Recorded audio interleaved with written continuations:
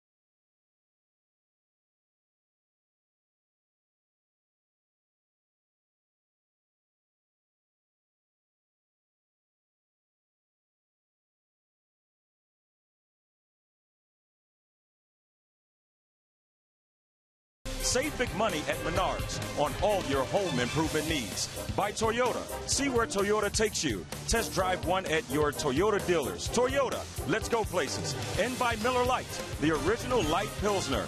Cheers, it's Miller time. It's the rubber match in Miami between the Brewers and Marlins, with the crew looking to take 2 of 3 from the fish and collect their 3rd consecutive series win. Good evening from Marlins Park, everyone. I'm Telly Hughes. Unfortunately, tonight we'll begin things with an injury report. Jonathan Lucroy suffered a concussion last night in the 7th inning, taking a foul pitch off the face mask.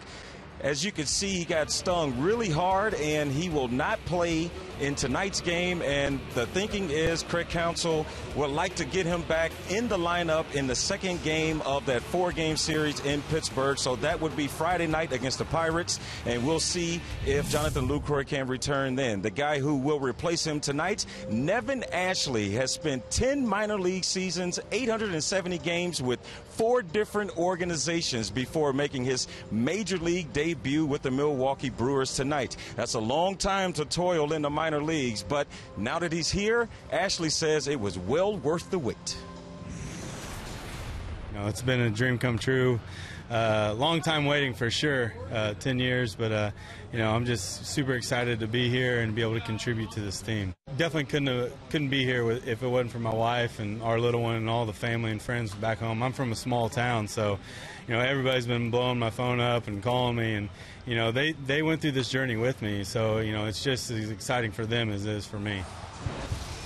Coming up, can the crew collect their 4th win of the road trip and their 3rd consecutive series win? BA and Rock are back after the break with the first pitch and call next from Miami.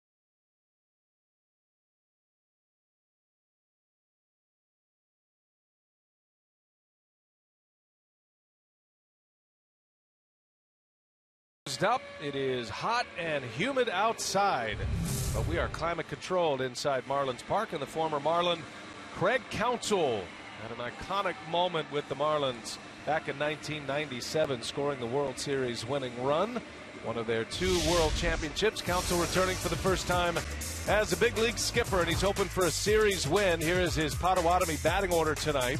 Scooter Gennett leads off, then Elian Herrera elevated to the 2 spot. Ryan Braun hits 3rd. He's been hot lately.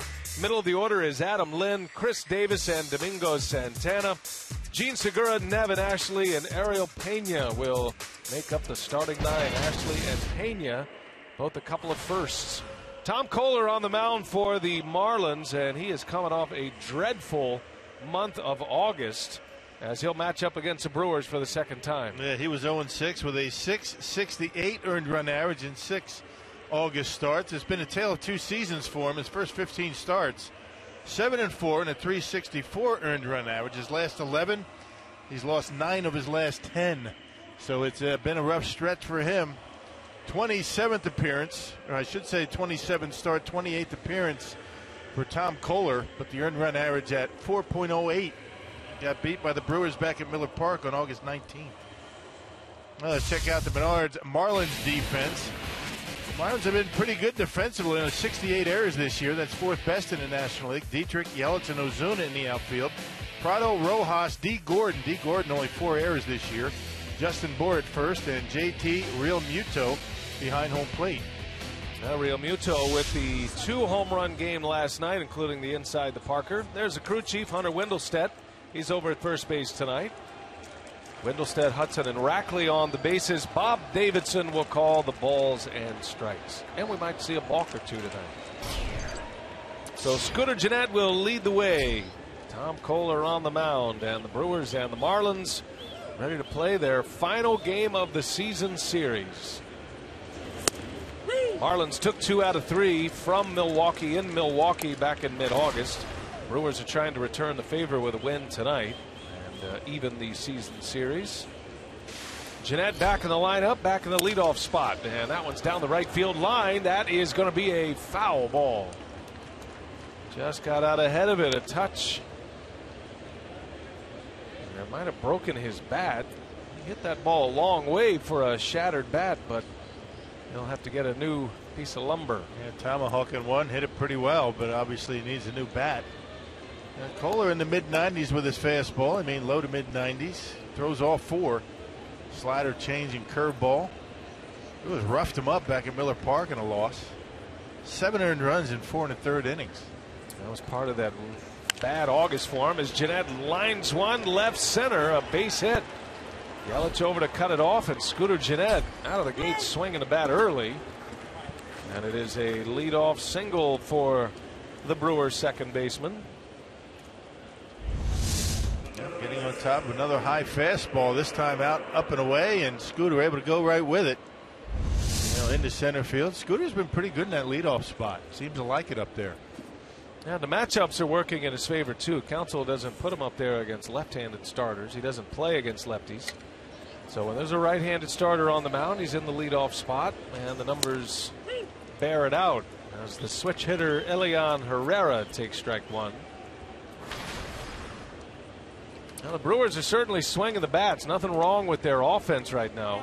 15 hits in the opener on Monday night or Monday afternoon, and then 13 hits last night. Problem with the Brewers last night in a loss, they stranded 13 base runners last night.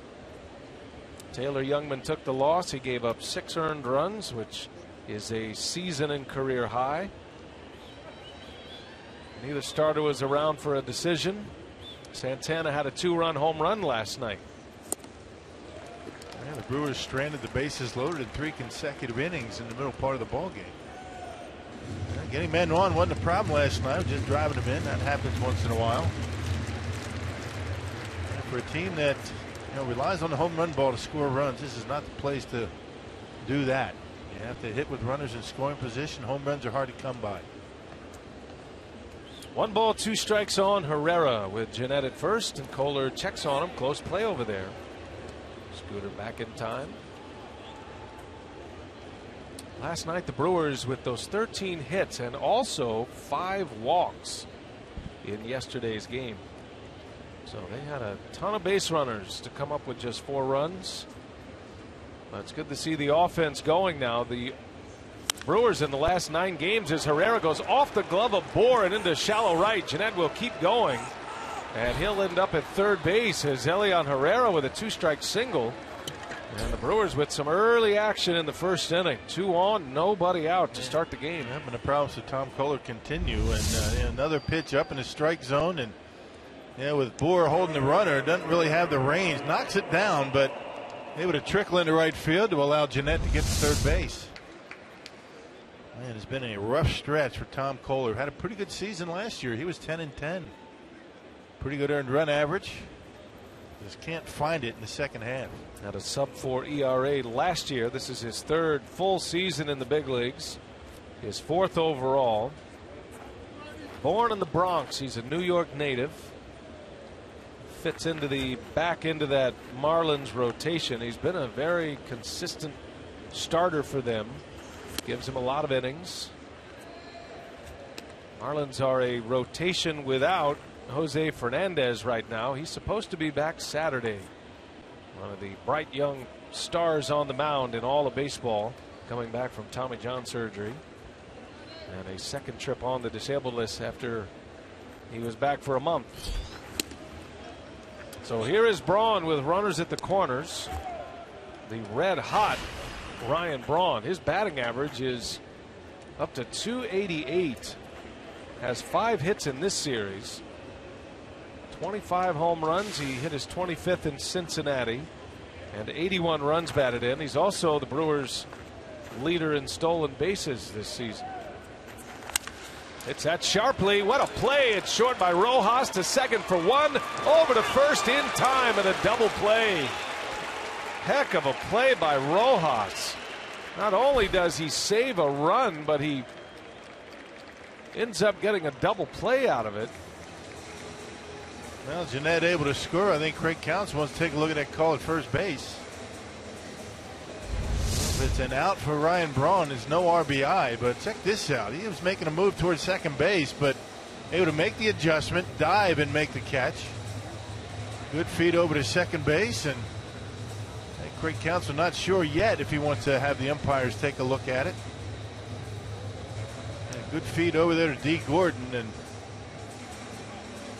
it looks like he might be out. I think he's out. 6-4-3 double play. Counsell will not challenge. A run is in. No RBI for Braun. Well, that ball was hit right on the nose, and you can see about as close as it gets in the first inning. I don't think Craig Counsell wants to risk losing his challenge for the rest of the night. That, in fact, has already got a run in. And whatever call on the field for that one was going to stay that way. Very unlikely they would have overturned that. So here's Adam Lind, just like that. The base is empty.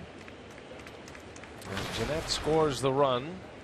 And Lind is up there with 2 outs and nobody on.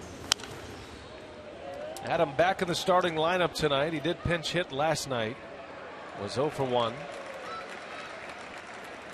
Started the opener of this series. The Brewers won the opener Monday afternoon 9-1.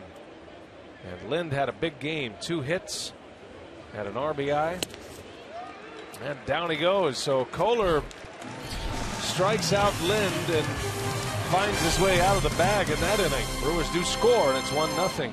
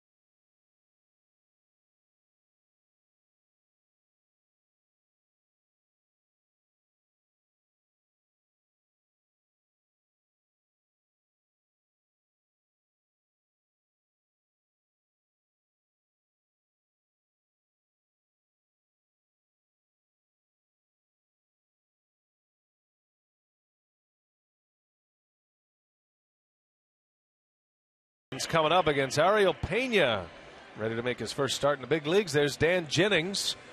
Rumor around here is that he has an open invitation to return as the general manager next year. That's the post he left to go to the managerial ranks. Here's his lineup tonight: Deke Gordon, Christian Yelich, Martin Prado.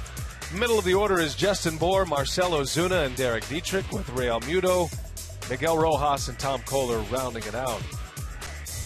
And our first look as a starting pitcher of Ariel Pena, who got a win in his major league debut. That was out of the bullpen.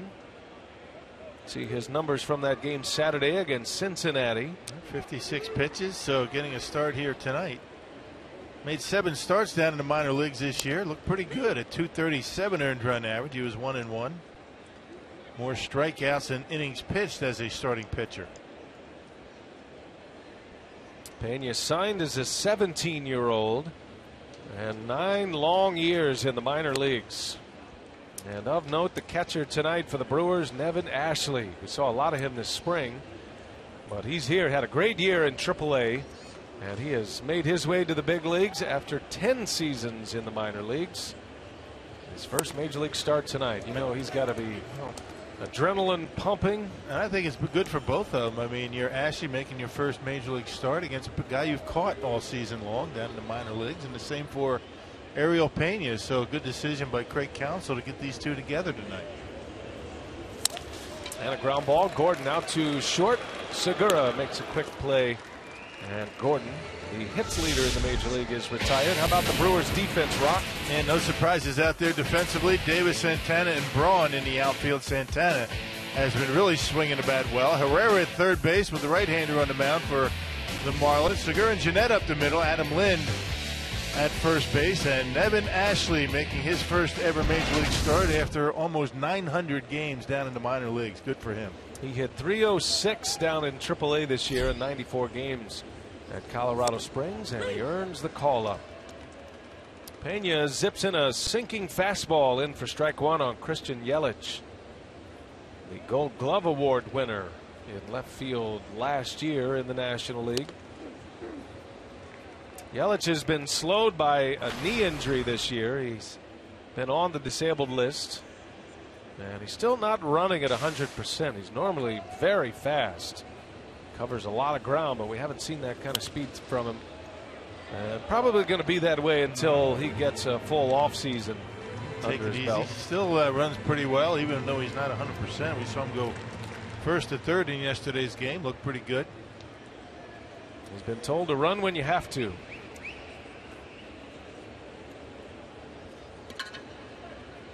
One ball, 2 strikes. And Pena misses low. It looked like a changeup right there. Yeah, 2 seams, a little bit of movement on it. A little firmer than a normal changeup at 88 miles an hour, but he's going to have to come up with a third pitch if he's going to want to get through this game tonight. 2 pitches don't cut it as a starter, not in the big leagues.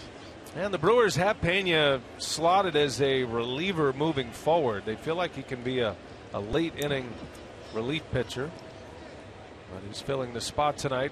Remember, the Brewers have an open spot in their rotation. Matt Garza taken out of the rotation, so Pena gets the first chance.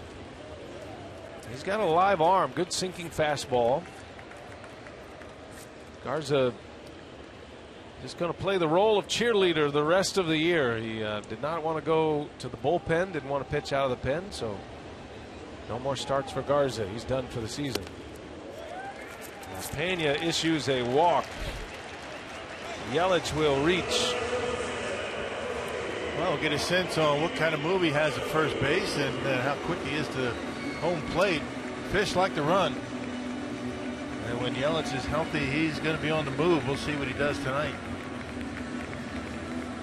So Pena with a man on, facing Martin Prado.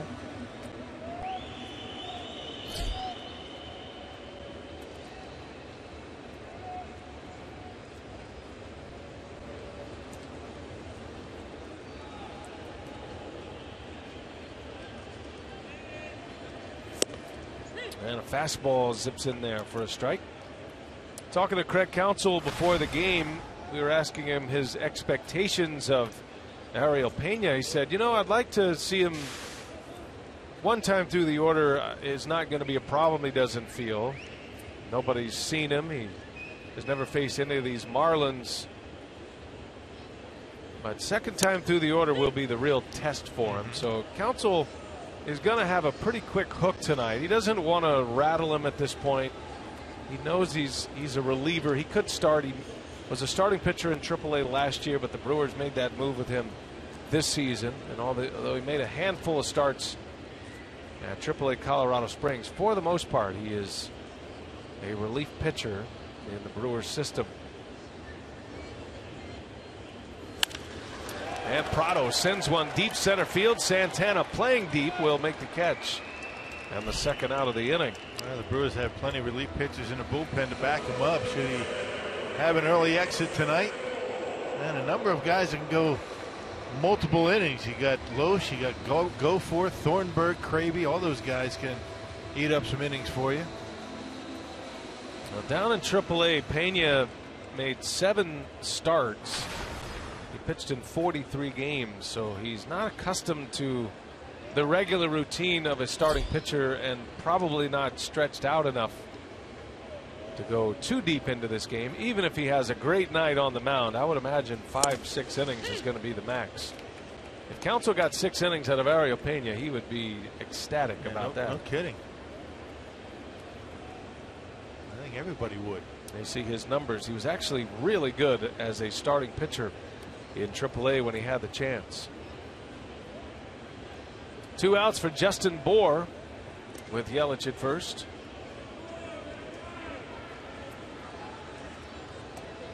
Pena did move into that starting rotation for those last 7 starts after being in the bullpen the entire season in AAA. Trying to stretch him out just a little bit. We'll see how far he can go. It's going to be up to that third pitch, see if he's able to get it over. There's a swing and a foul tip right into the middle of the catcher. 0-2 the count. Yeah, it's not so much fatigue, right? It's the second time through the order, the third time through. Once there's a little familiarity, give him something different to look at.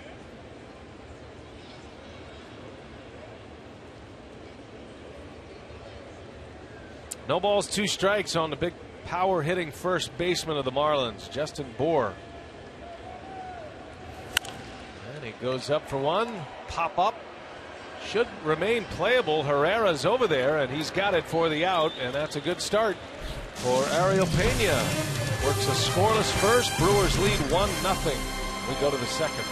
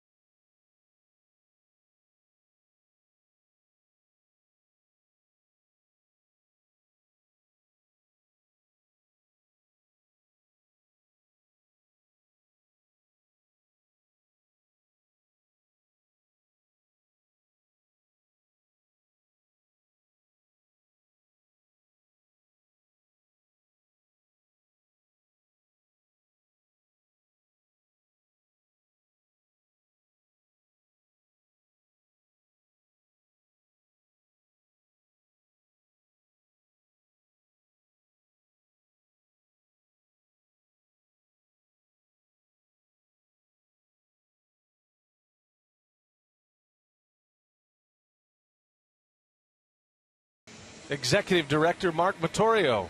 Brian Anderson here with Bill Schroeder and Telly Hughes. Great to have you all with us tonight. Final game of this series. Got some Brewers fans on the road. Plenty of photo opportunities, and you can get really close here at Marlins Park. What does an executive director do exactly? You know, he sits around and acts like an executive. You know, Nothing. He makes observations, Hanging out, drinking soda. Yep. Nice. Quality assurance. Chris Davis will start it for the Brewers. Well, he had a great game against Kohler at Miller Park. It's in our Columbia St. Mary's Worth Another Look.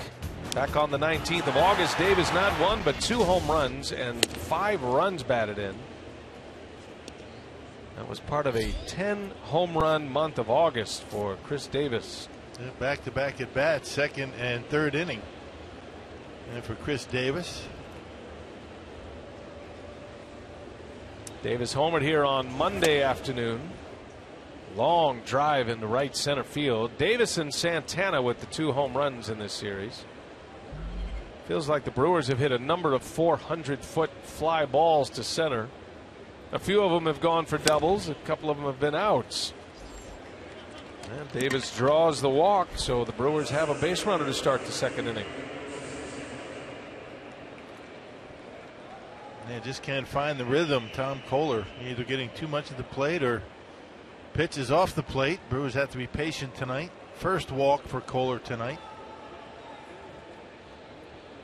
Throws all 4 pitches, just haven't been able to command too much in the second half. Had a pretty good first half. 7-4 record. And Real Muto is on his way out after Kohler misses to Santana.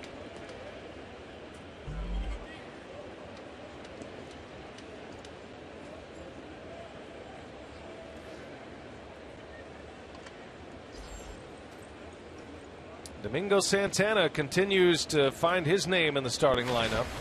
He has been impressive. 3 hits in the series. He hit his 5th home run as a Brewer last night. Has 7 home runs in the big leagues to go along with 18 minor league homers, and a lot of them going in this direction.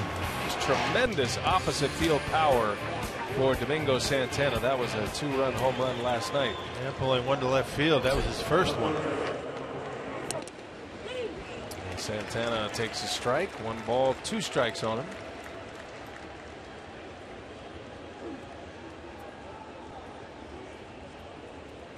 That outfield was pretty well closed up in the Astros organization. Santana is very excited to be traded to the Brewers, where he has a chance to play. He's not a center fielder by any stretch. He doesn't fashion himself a center fielder.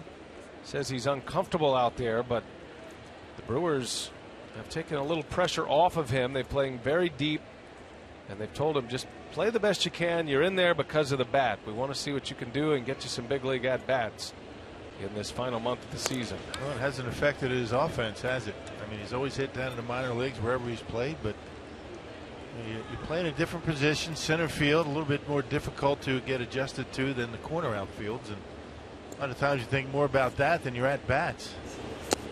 It hadn't been the case. It's been nice and relaxed up at the plate. I think for the first time at a major league level, for sure. He came up last year with the Astros and then earlier this season, but he's not looking over his shoulder. He knows he's going to get the playing time. Council's made sure he knows that, because the Brewers want to see how he hits with regular playing time. And boy, has he hit, especially in September. Kohler rings the bell on him, though, and Santana strikes out. Second punch out for Kohler. First out of the inning. Yep, right on the outside corner. Yep, getting plenty of the plate. I guess Fox Tracks has it right on the corner. On the outside corner at the knees. That's a good pitch. So 1 gone. Davis at first. Here is Segura. First ball swinging, fouls it away. Segura's on quite a roll himself. Gene had 2 hits in 5 at-bats in the opener on Monday. Came back yesterday with a 3-hit game. Segura and Braun with 3-hit games yesterday. Segura with 2 infield hits in yesterday's game. He's got a ton of those this year.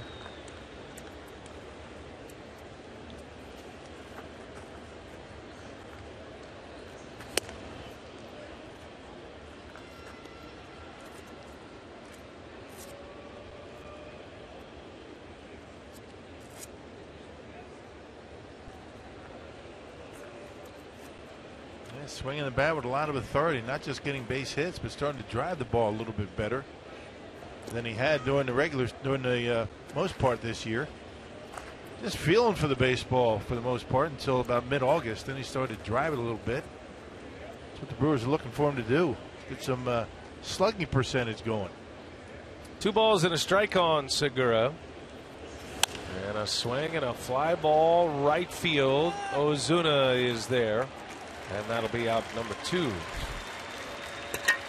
And the much anticipated first major league at bat for Nevin Ashley. Well, what a moment this is for him, for his family.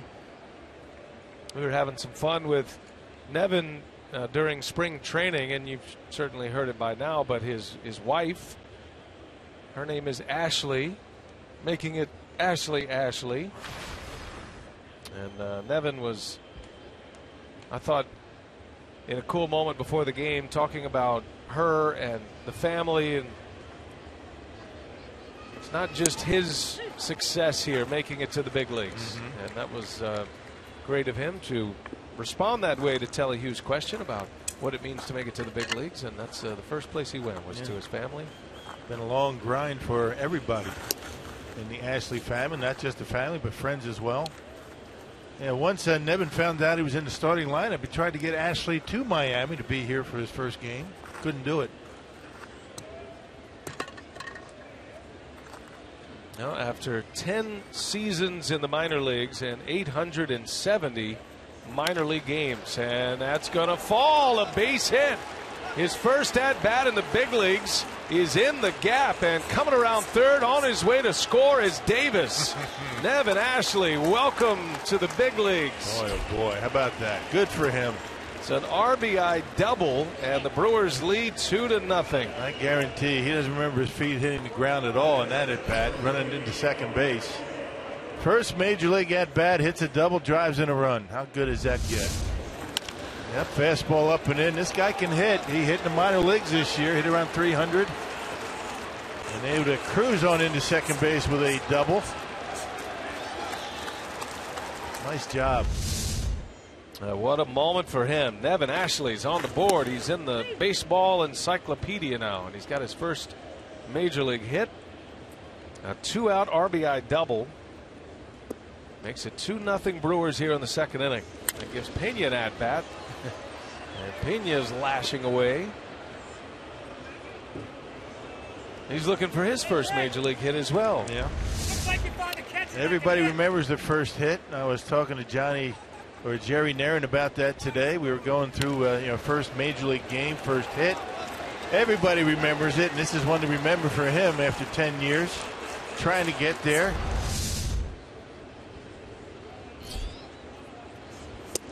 Pena had his knees buckled and a called strike 3 to end the inning. But Nevin Ashley, welcome to the big leagues. An RBI double in his first at bat.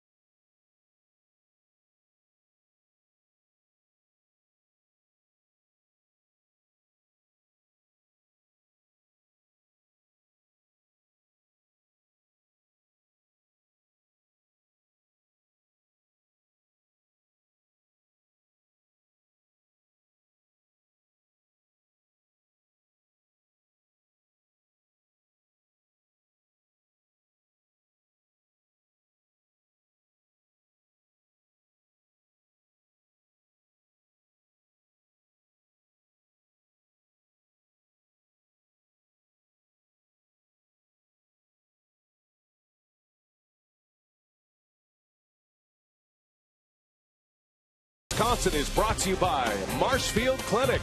Don't just live, shine.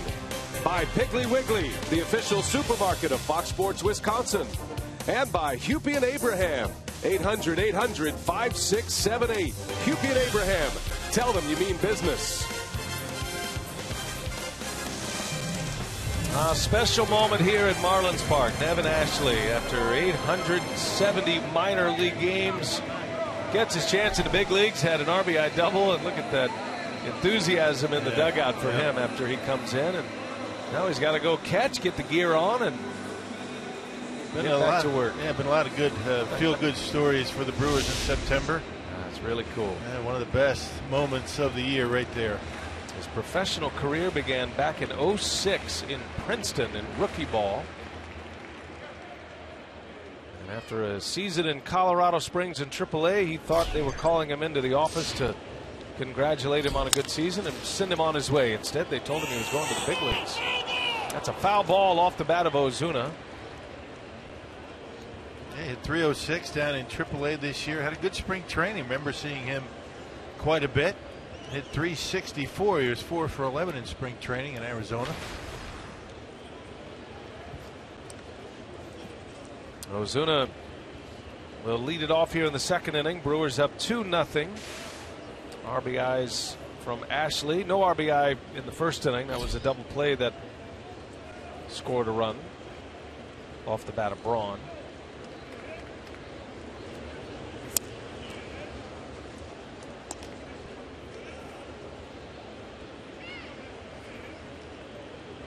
Ozuna spent some time in the minor leagues this year after a terrific season last season.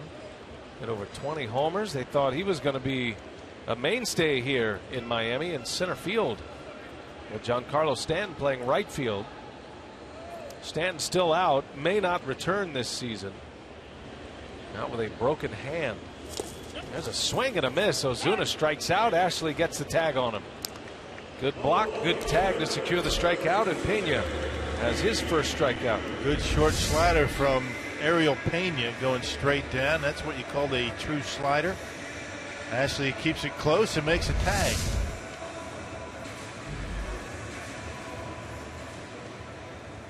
And one away for Pena. Here's Derek Dietrich.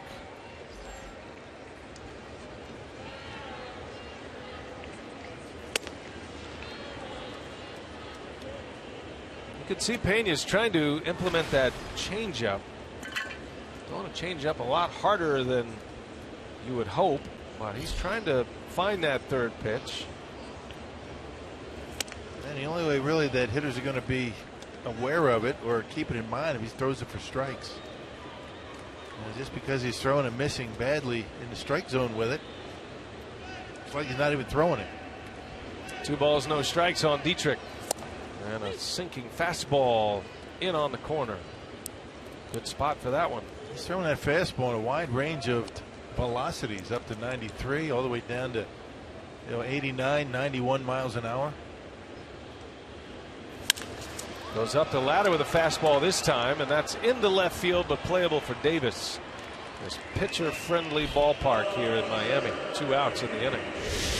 Well, it's time for the annual Milwaukee Bucks golf event benefiting Cystic Fibrosis Foundation. This year's event is on Tuesday, September 22nd at River Club of Mequon. That'll be an 11 a.m. shotgun, and you can sign your foursome up today at foxsportswisconsin.com. Click on the upcoming events tab for details. Got to get that October golf in. September, October golf in. Running out of golf season. Yeah, before the leaves fall, can't find the golf ball. It's my favorite time to play golf in Wisconsin in the fall. That's because you hit it in the fairway. Yeah, the leaves are only falling in the rough. Well, that's where I'm at. In the trees, in the woods. Well, you play the fall rules, Just drop one in the middle of the fairway.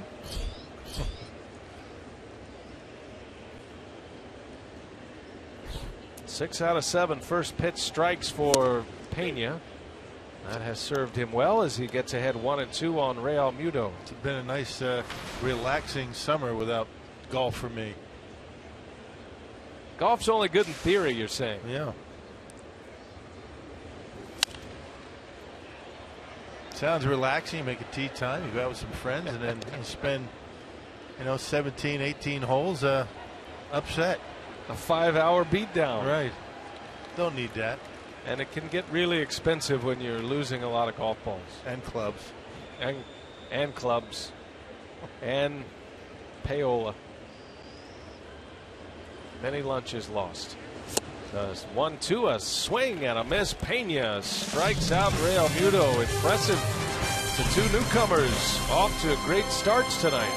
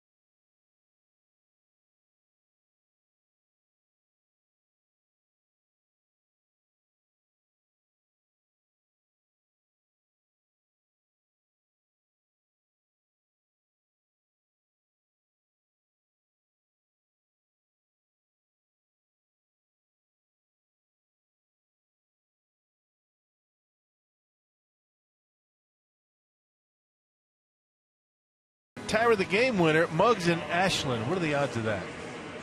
Ashland. Oh, I see. He didn't get it when I told Devin you. Ashley. Between innings. Ashley. Hey, if they call the Brewers in the next 24 hours, they get 40 Miller Lite beer pen tickets to a April and May 2016 Brewers home game. This offer courtesy of the Tavern League of Wisconsin. And Miller Lite. Yeah, I noticed you didn't make much of a... I was trying to figure out the connection with Muggs. No, it was Ashland. Oh, I get it. I mean, if it was Ashley, I would think that would be a beautiful connection, but it's kind of Ashland. Sounds the same. Come on. In the beginning, it does. Work with me. Is it a reach? It's a bit of a reach, but I like where you're going with it. You're continuing the theme, paying it forward. Scooter Gennett will lead off for the Brewers. We head to the third inning. 2-0 our score. Brewers lead. They're just picking us up. We got a couple of guys making their first appearances in their certain roles today as Gennett rolls out. Ariel Pena making his first big league start. Devin Ashley making his major league debut, and both are performing well. Pena 2 scoreless innings with 2 strikeouts, and Ashley in his first major league at bat with an RBI double for the second Brewers run.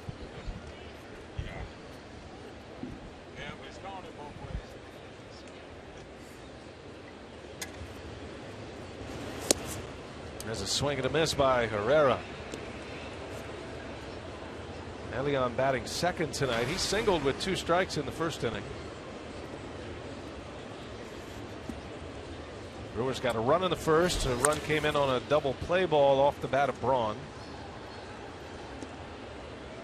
Road trip continues tomorrow. Still 4 more to go on this road trip.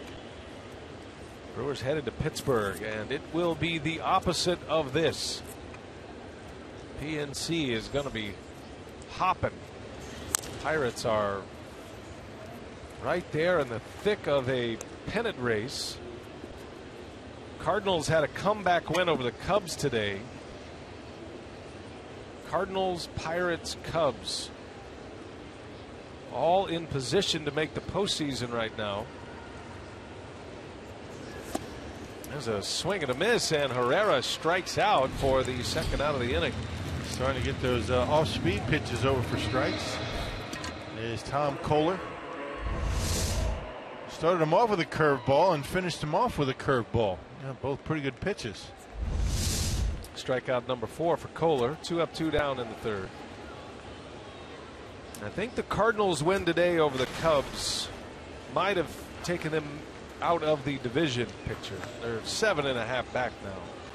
It was a long shot anyway, but the Cubs had won 5 in a row, and they had a chance to sweep the Cardinals today and had a 3-1 lead late in that game. Pittsburgh is in Cincinnati tonight, and the Pirates need a win to remain 4.5 behind the Cardinals.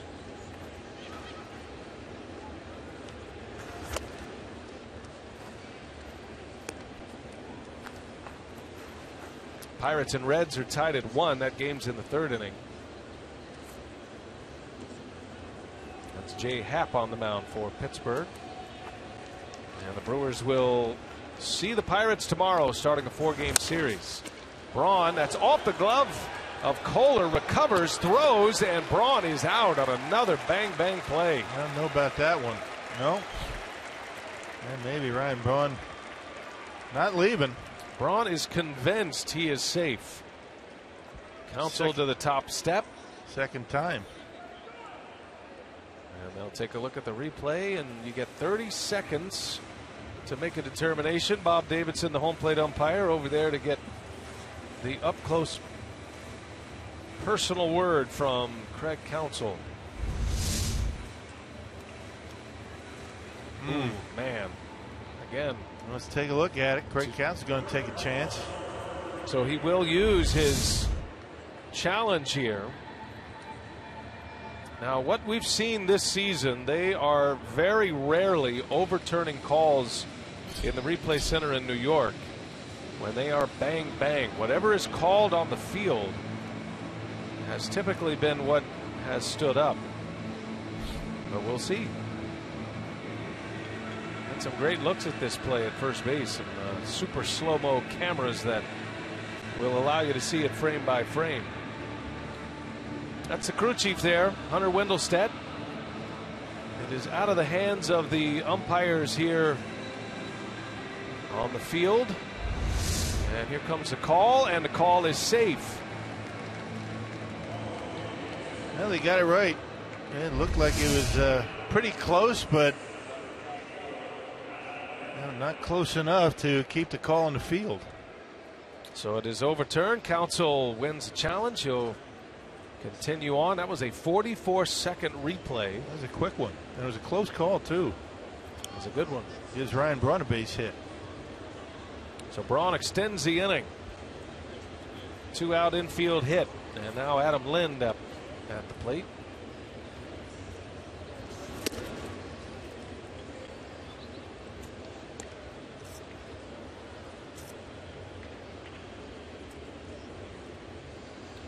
Lind, the strikeout victim, his first time up.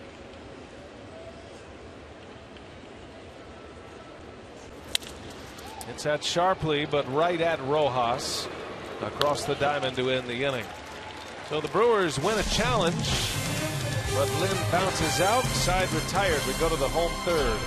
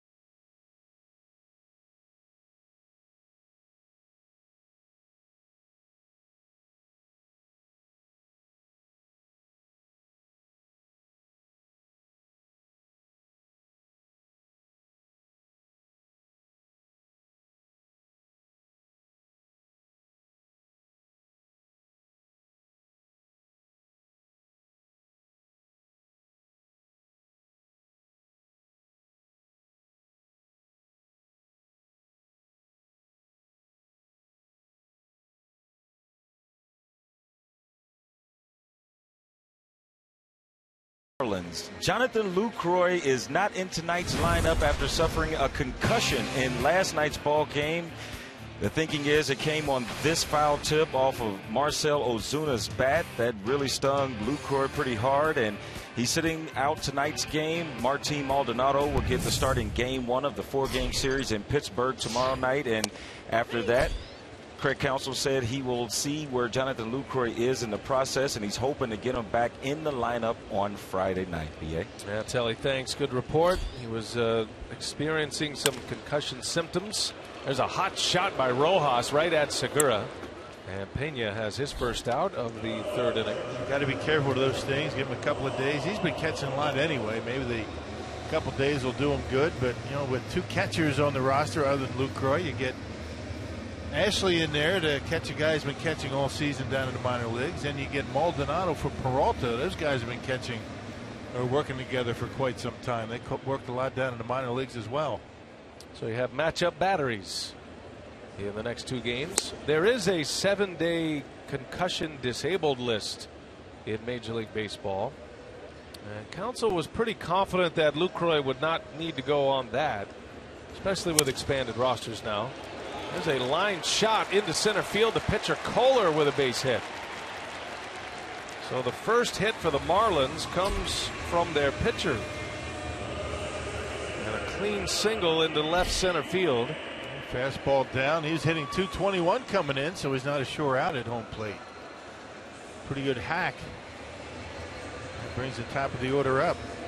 Second time through the batting order as well. Let's bring Telly back in with more on Nevin Ashley, and it did work perfectly for Counsell that he could put familiar faces together in Pena and Ashley tonight, Telly. It actually couldn't have worked out any better, B.A., because the fact that when someone gets called up, a manager goes through the process of when can they possibly plug them in, and Craig Counsell said tonight was an absolutely perfect night.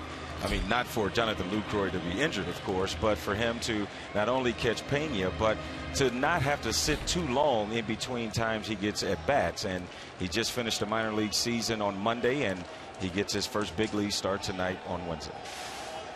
He will certainly enjoy the experience, and Lucroy could use a breather anyway. And the other thing about that, and it goes along with Zach Davies as well with Pena tonight. I mean, I don't think Rick Kranitz inundated those guys too much with scouting reports on how to pitch this guy, how to pitch that guy. You know, when you're making your first a couple of major league appearances, you're just trying to get a guy out there to get comfortable, pitch your game. What happens happens, and you know, as they get comfortable, they're going to start indoctrinating them with some of those scouting reports and certain ways to work different hitters. That skips in. Ashley with a heck of a play back there to block it. And the reason he bring that up is because Jonathan Lucroy is the guy on the Brewers behind home plate that knows this Marlins team better than anybody. But at this point, that's not a big deal. The familiarity with Ashley and Pena is more important than that. Now we saw for the first couple of years in Willie Peralta's career, it was always Maldonado who caught Willie Peralta because of that familiarity. One man out. D. Gordon back up there. Second time through the batting order now for Pena. This will be the real test for him as Gordon fouls it back into the net. Gordon is the major league hits leader. He's hitting .330 coming into play today. He's making a run at a batting title. Bryce Harper is hitting .333, and then Gordon, who's second. Buster Posey third, hitting .329. Those are the top 3 in batting average.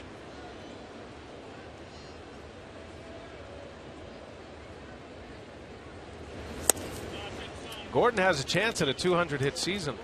He's 28 hits shy and would have to go on a good pace, but certainly a realistic pace for D. Gordon. Yeah, the thing that hurts Gordon, he doesn't walk ever. He's got 20 walks this year. I mean, you look at, you know, a guy that is fighting for a batting title. Normally guys like that are going to walk quite a bit. Really shows up in his on base percentage, which is only 23 points higher than his batting average. Yeah. He's hitting .330. His on base percentage is .353. But that's where he ranks in the National League. First in hits, singles, has 43 infield hits this year. He is very fast. And he stole bases 49 and 50 last night. trailing Billy Hamilton of the Reds in that category. 20 walks, 79 strikeouts for Gordon. So he puts the ball in play. Full count, 1 out with a runner at first. And Gordon on the ground, foul. But you know, you mix in a walk or two throughout the night, you get your base hits. Now you don't know. I mean, the times that he might walk, it might not be a base hit, but still in all, instead of a 1 for 5, you might get a 1 for 3, 1 for 4. It helps your batting average. Guys that don't walk don't typically win batting titles. Gordon's had back-to-back All-Star seasons.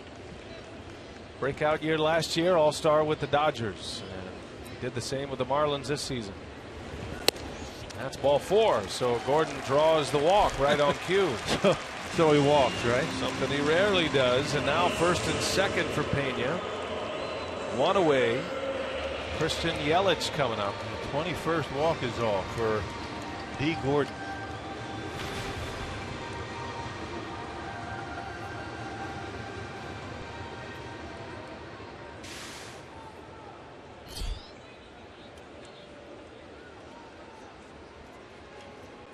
First time through the batting order. The Marlins go 1 for 8 with a walk against Pena. Second at bat for Christian Yelich. He's up there hacking. He fouls it away. That'll be in the seats.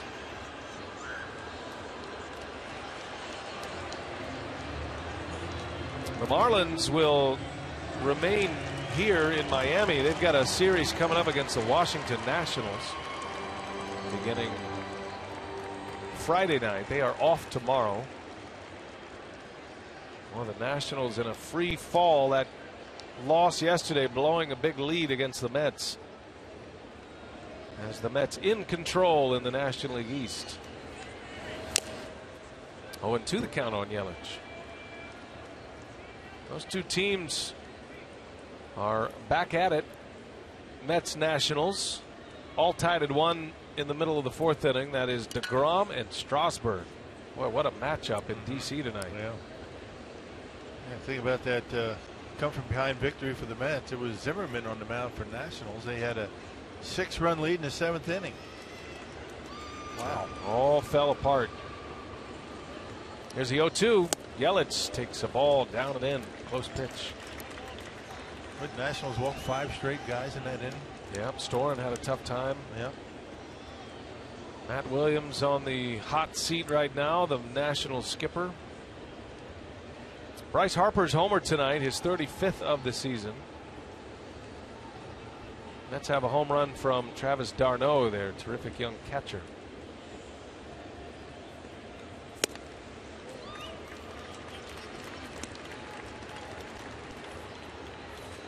Just one final in from the big leagues today. Cardinals had a comeback over the Cubs, 4-3 final in that game. Jonathan Broxton got a win today out of the bullpen. Trevor Rosenthal with his 43rd save of the year.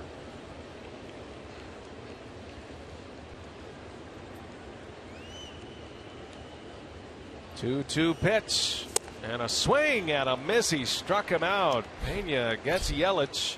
Had him on a slider. Well, Yelich was patient throughout that at bat, but then swung at a pitch out of the strike zone. The slider in on his hands, way off the inside corner. You see the slider spin, you see the dot on the baseball, and Yelich chases one for strike 3. Second out. That is the 3rd strikeout for Pena to go along with 2 walks. And with 2 on and 2 away, here's Martin Prado.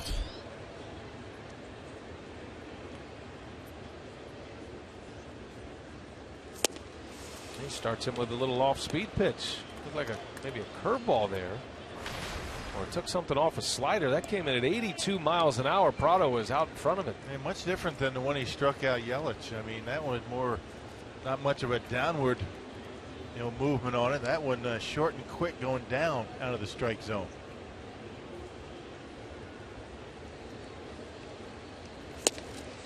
He dropped another one in there. Same pitch. 0-2 the count.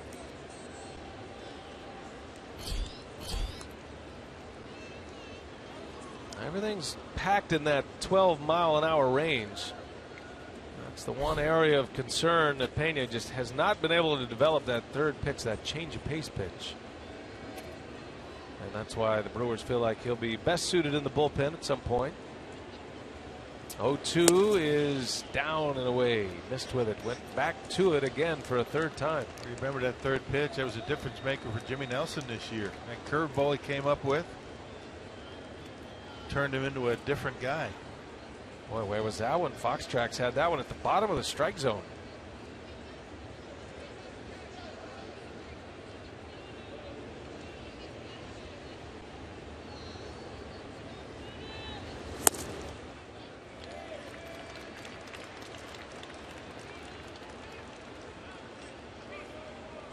Now it's 2-2.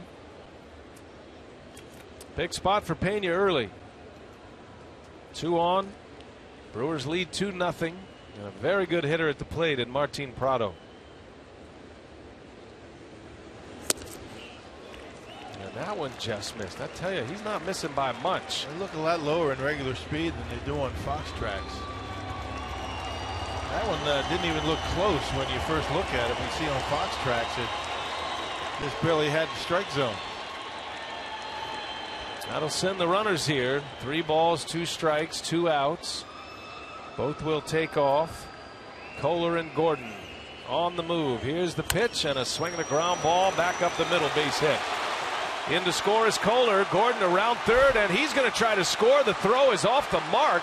Throw to second is late, and Gordon scores from first base on a single to center field. Yeah, he's fired up. Look at him. Why wouldn't you be? How many times you see that? My goodness.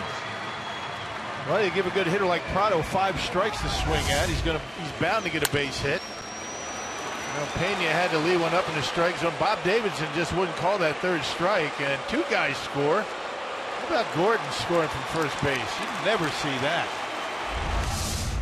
Well, he was on the move with the pitch, and he was flying around the bags. Just like that, the Marlins tie this thing up at 2. Speed to burn from D. Gordon. Man, he was booking around the bases. Just there's no taking it for granted with D. Gordon on the bases, whether it's a ground ball or a base hit. I mean, you got to charge it, come up throwing, because he will make you look bad. You know, we're looking to take that extra base, just like Brett Butler used to do. So now the go-ahead run is aboard. Justin Bour at the plate. Brewers put the shift on for him. I say Brett Butler, who's in the dugout for the Marlins. Yeah, one of the coaches. Just happened to catch a glimpse of him. He knows the game D. Gordon plays.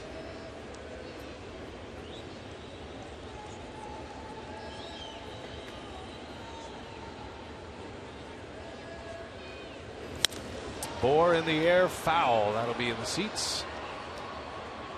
1 ball and 1 strike. Well, Casey, maybe one too many sliders from Ariel Pena to Martin Prado. Threw a bunch of them in a row. Finally able to get enough of the last one to dump it into center field.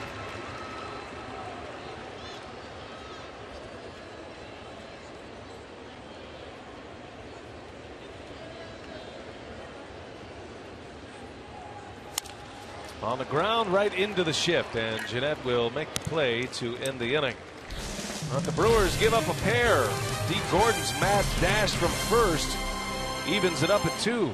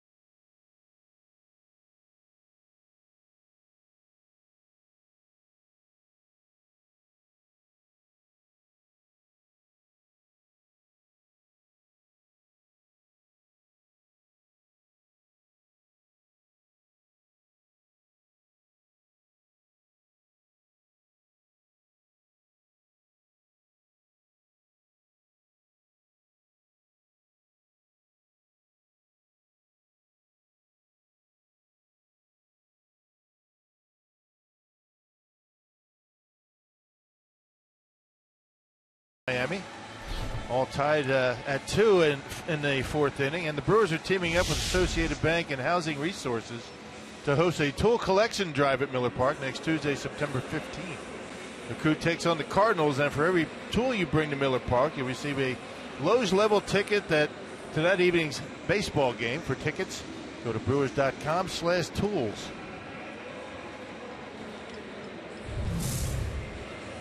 So here we go to the 4th inning. Now the Marlins, with 2 in the bottom of the 3rd, have tied it up. Looks like a spaceship from out there, doesn't it? It does. It's a cool building. I like it. It's unique. There's nothing like it. They've got a massive roof here that is. It does not roll out like Miller Park, which stacks on top of each other. This one actually rolls all the way out, creating a little bit of a cover for the landing out in front, which is when fans come out to the ballpark. It protects them. But it's a beautiful ballpark. It's just empty a lot.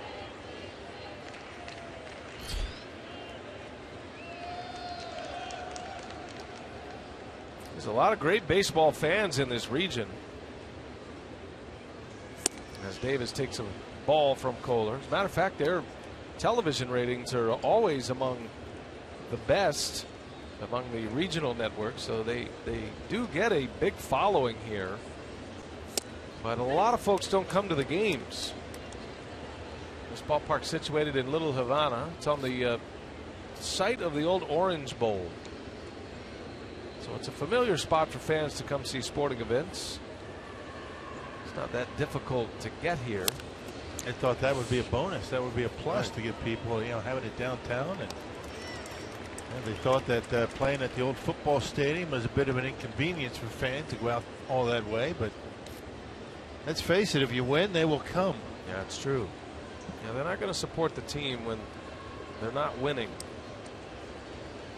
And they've had some really bad crowds here this week. Matter of fact, yesterday was their smallest crowd of the year. Ended up being the longest regulation game of the season for the Marlins here in their home ballpark.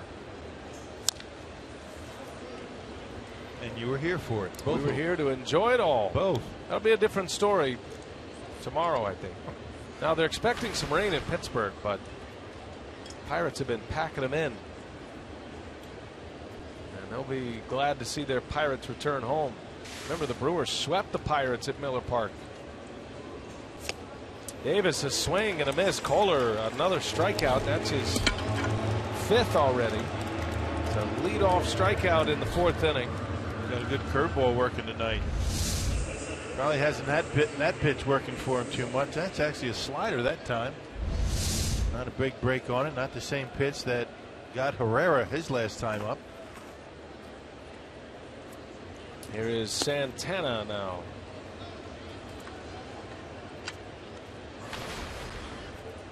Domingo struck out looking in the 2nd inning.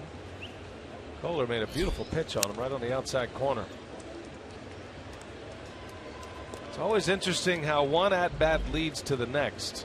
And I would imagine that Santana, who's walked 3 times in this series, I would imagine he's in swing mode right now. Kohler's throwing a lot of strikes.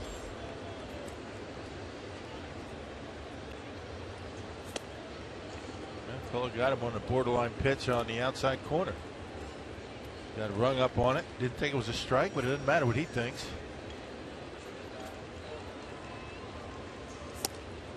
That's a strike. Mishandled back there by the catcher, Real Muto. 2 balls, 2 strikes to count. I'll see where Fox Tracks had that one. That was. You're okay calling that a strike. I think the Brewers have a beat from their last inning, and that one was inside, called a strike, and out is Santana. So go figure. Yeah, Bob Davidson's all over the place. So you better be up there hacking. You're not sure what's going to be called a strike. Ariel Pena got squeezed when Prado was up there, and now he's expanding the strike zone on Santana. Well, that really hurt Pena. That was a a pitch that was in the strike zone, called a ball that would have ended the inning. Would have allowed Pena to strand 2 and get out of that inning still leading 2-0.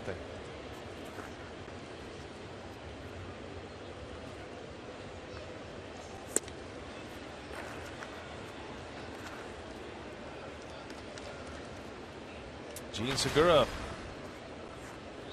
after back-to-back strikeouts for Kohler.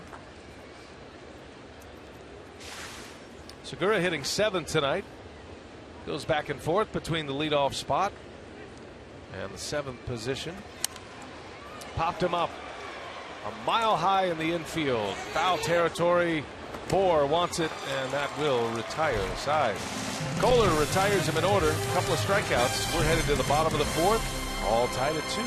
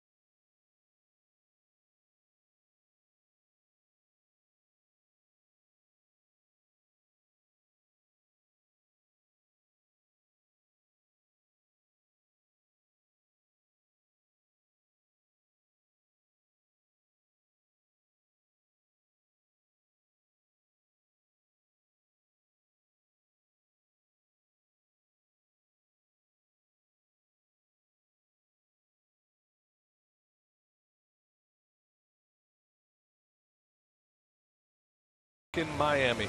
Yeah, he's having fun. Look at his dad, too. His dad's fired up. Hey, it's now time for you to tweet your strongest fan photo. Use hashtag WisDataStrongFan. You just might see yourself in an upcoming broadcast. And it's brought to you by T-Mobile. That kid might have a chance to get into the strong fan photo. Did you see me, Dad? I was dancing the whole time. Had a Brewer hat on, but he realized that if he has the Brewer hat on, he's not going to get on the scoreboard. Took it off. Come on, show it. You know it's there. Pena back on the mound. He starts his 4th inning of work. Pretty smart kid, isn't he? He is. He's a forward thinker. He tricked us into putting him on the air with the Brewer hat on. And then he took the Brewer hat off. There it is. To try to trick the scoreboard folks to putting him on the air. We knew it was there. That's a sweet lid, too, by the way. The camo Brewer cap, that's one of my favorites. Blue bill.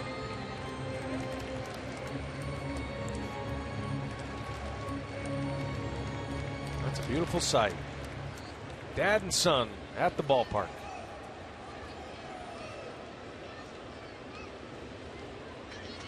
One ball, 2 strikes the count on Ozuna. Pena steps off, wants to start over. Ashley puts down a slider, the 1-2, and a swing right off the end of the bat. Pena gloves it, throws it in time for out number 1. Got a good one, doesn't he? He hung one to Prado, but most of the time it's been down in the strike zone. He's done a pretty good job getting ahead in the count. First pitch strikes, 10 of 13, not too bad.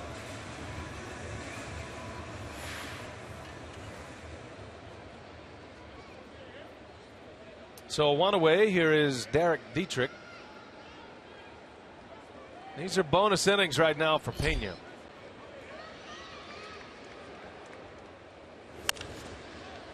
Fly ball, foul territory, and not a lot of room down there, and that'll slice into the seats.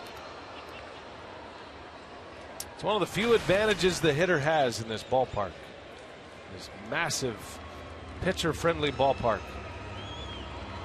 They say they're going to move the fences in next year. They're going to bring them in from center field into right center field. Up to maybe 20 feet, they're going to move the fences in. And they need to do that in center field. It is it's tough to hit him out of here.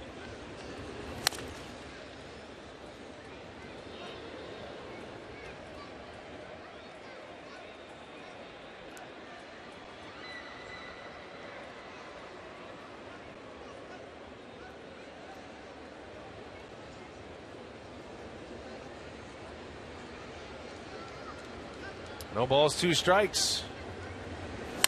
And Dietrich lines out into right center field. Santana cannot cut it off. Dietrich all the way around. He's going to go to third.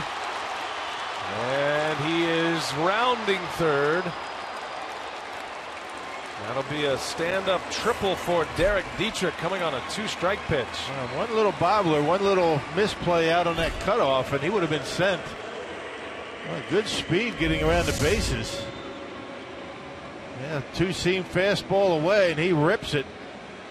Well, the grass has to be very low cut and hard out there because that ball just scoots all the way to the wall. And by the time Santana picks it up, and Dietrich thinking about it inside the Parker again. They had one in yesterday's game. And the man coming up had that inside the Parker, JT Real Muto.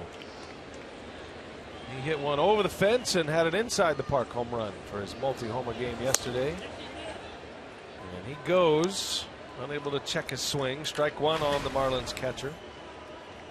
Marlins have had 3 inside the park home runs in their franchise history.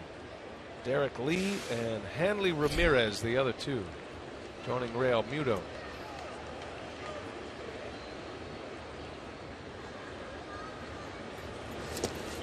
And he goes again, unable to hold it. It's 0-2 now. A couple of sliders from Ariel Pena.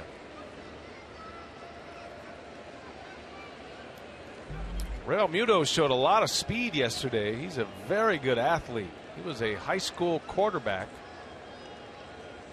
in Oklahoma, state champion quarterback, as a matter of fact.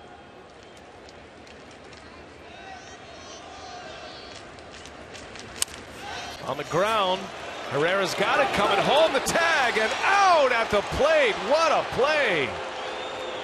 Elian Herrera with a spin and a strike to Ashley, who put the tag on Dietrich to cut down the lead run. Well, let's see if Jennings wants to take a look and see if Ashley was blocking home plate before he had the baseball. That's automatic these days. Manager's going to go out there, want to take a look at it. Doesn't look like he's blocking off home plate. He's got the ball. He's able to put the foot over there. I think that's okay. He wasn't blocking off home plate until he had the baseball in his hand. Check it out. Baseball's in his hand. He moves his foot in front of home plate. Nothing wrong with that. That's a great play. Both ends. I didn't think Herrera had a chance just because of the positioning of his body. You're wondering how he's going to get in a position to throw to the plate. Spun around and threw a strike. And, you know, Jennings, the manager for the Marlins, is just want to make sure that Ashley wasn't blocking off home plate too soon. Yeah, they can go to the replay. You can go to challenge this. That was one of the adjustments they made in the rules last year. Last year when they would go to challenge a safer out call, they also would look at whether the catcher blocked the plate or not. And this year it's just pretty standard. You can issue a challenge to block the plate. Now they're going to give it. Now they're going to take a look at it. He's not blocking off home plate until he has the baseball. Now the question is he safe? Check out the legs, the feet right here of guy trying to score. Doesn't look like he makes the tag in time. But the question is, does Ashley block off home plate too soon? This is about as ticky-tack as it gets in Major League Baseball. This is a bogus rule, and they need to do away with it. I agree with you because there's so much gray area. It's subject to interpretation. We couldn't even begin to guess what the call is going to be here and they're going to call him out. And they should. So that was a quick replay. So no blocking of the plate there, and that's a right call. And I'm glad that didn't take long. It's a terrible rule. It always has been. But because you can interpret it with the ball coming into the running lane, a catcher can go get the ball. He can move his feet to go get the ball. What they're trying to avoid, though, is the old Mike Scioscia play. Remember that, you just plant yourself in front of home plate without the ball? Why? Why try to avoid that? Well, they're trying to avoid it for injuries. They're trying to. Catcher doesn't have to do it. It's his choice. Good play by Ashley. Did not block off home plate too soon. Good job. And the second out of the inning. Runner at first on a fielder's choice. Can't blame managers for taking advantage of the rule the way it is right now. If I were Jennings, I'd do the same thing. You might get lucky. You might get an umpire in New York who doesn't see it the way the umpires do here. I don't think they like it either. I think you just got to leave that particular call. For me, you have to leave it in the hands of the umpires who are at the game, who are here in the live scenario. Typically the home plate umpire, because I feel like, we see these games live, and you can kind of tell when a catcher is in there too soon. I think replay doesn't necessarily give you that option, although as you replay the image, but you don't know where the throw's going. That's the thing that's hard to pick up. Right. And a catcher, especially a throw from third base. There goes a runner. Ashley's throw to second. Jeanette was late covering, and good arm. That's a good throw by Ashley. A little bit on the shortstop side of the bag, but Jeanette a little bit late getting there. That's a good, strong throwing arm to second base by Nevin Ashley. Right on the money. Might have had him if it was right on the money, but Scooter late getting there. Tough pitch to throw on, too, up and in. So the Marlins put a runner in scoring position. Their catcher, Real Muto, with a stolen base. 1 ball, 1 strike on Rojas. Got the pitcher due up next. So you don't have to challenge Rojas here.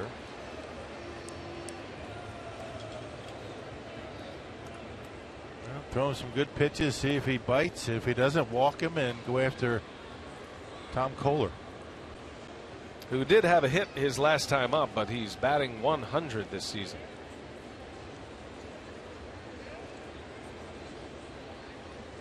One ball, 1 strike. Yeah, Rojas cuts and misses. Sliders giving him fits. Throwing a lot of them, isn't he? Ariel Pena. He's kept most of them down in the strike zone except the one he threw to Prado for a 2-out single. Really only bad when he's thrown.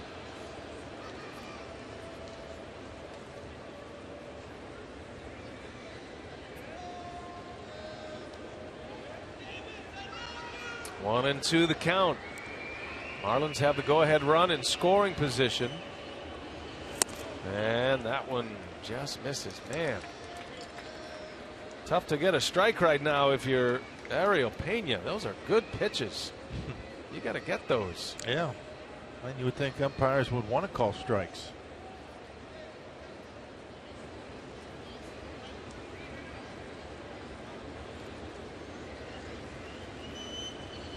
Two and 2 now.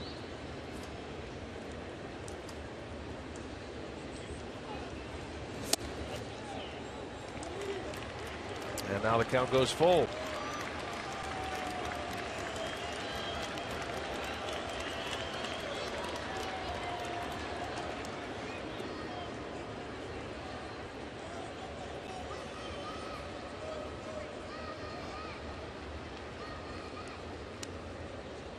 We'll see what he does here in a full count. Got the pitcher due up next.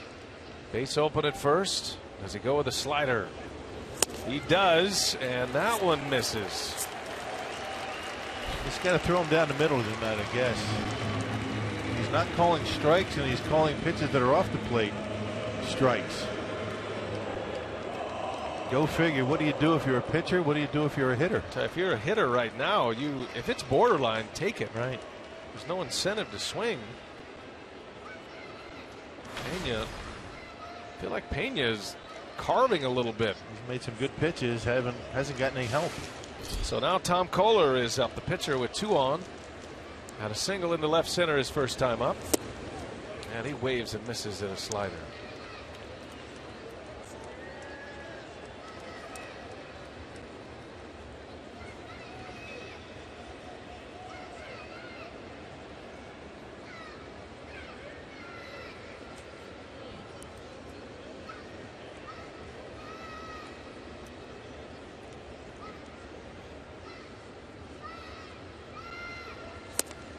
And there's a strike. Fastball on the corner.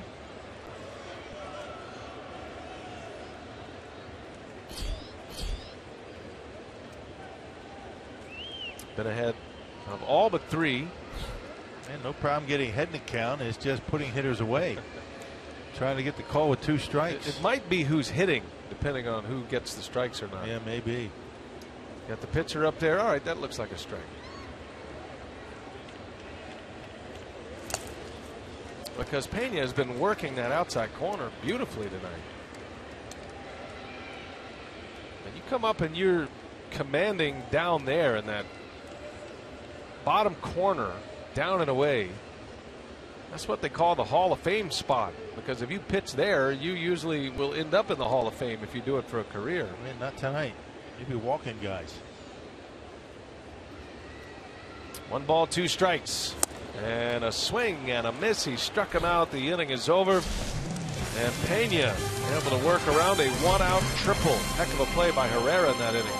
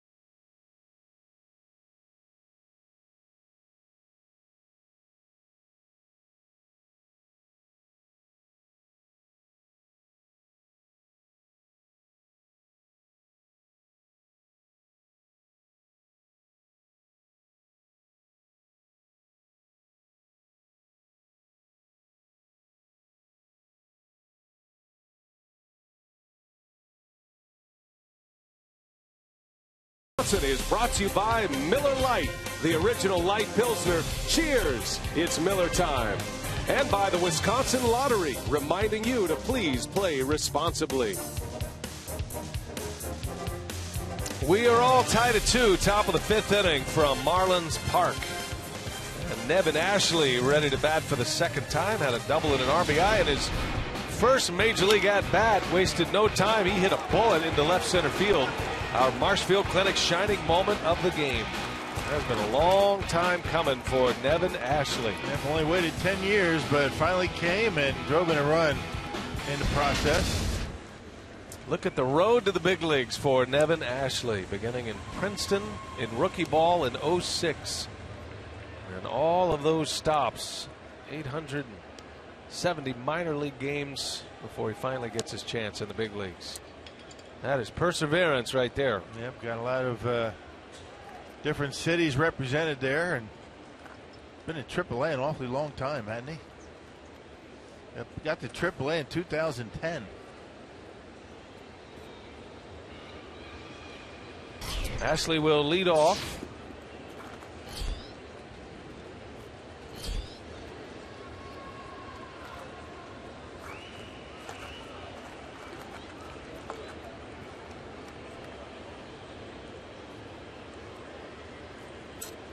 Brewers all even up with the Marlins here. Milwaukee had a 2-0 lead, but then a 2 RBI single by Prado. D. Gordon, who was running on the 3-2 pitch, scored from first base on that single to center field. That was back in the 3rd inning. 2 quick strikes on Nevin Ashley.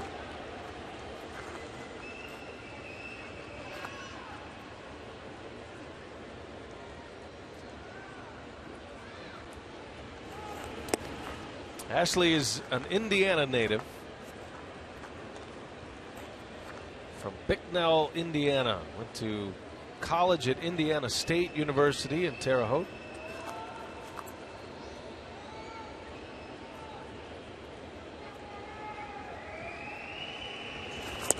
And a wave and a miss. Kohler strikes him out to start the inning. 7 punch-outs for Tom Kohler. Yeah, it's been a good slider, curveball combination that he's been able to work tonight. He gets ahead of Ashley and then throws the slider off the outside corner. 1 out. Kohler's retired 4 in a row. Make it 5 in a row. 8 of his last 9. And Pena takes a strike. Pena didn't hit much at the AAA level, making 7 starts. But as a starter last year with the Brewers AAA affiliate in Nashville, he did get to swing the bat every time he was on the mound. National League minor league affiliates beginning in AA start to hit. The pitchers do. And Kohler makes quick work of Ariel Pena. Back-to-back strikeouts, 8 punch-outs now. 2 gone. Top of the order coming up in Jeanette. Well, make sure at Miller Park on Sunday, September 20th, as the Brewers host the Reds, and all fans will get a Scooter Jeanette Garden Gnome. That's courtesy of Waterstone Bank. Reserve your spot today and go to brewers.com/tickets. Season high in strikeouts for Kohler. Brewers roughed him up in his start in August, on the 19th of August at Miller Park. Flips a curveball in there on Jeanette for a strike.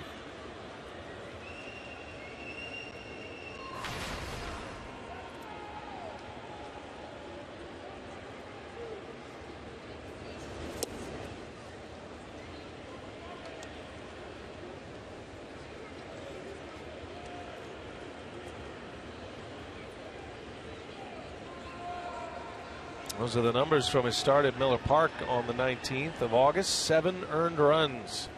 Could not get through the 5th. And that was part of an 0-6 month of August for Tom Kohler. And lost 7 in a row overall, 9 of 10. Had an August ERA of 6.68. Gives you an idea how good he was, though, prior to the month of August. Earned run average right over 4 beginning play tonight. Got off to a good start, as we talked about early in the game. He was 7-4, a 364 earned run average in his first 15 starts.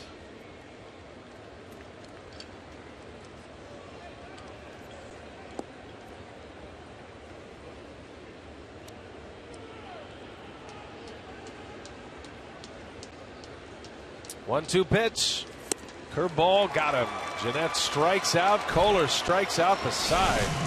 9 punch-outs in 5 innings. Tied at 2. The Marlins are coming up in the 5th.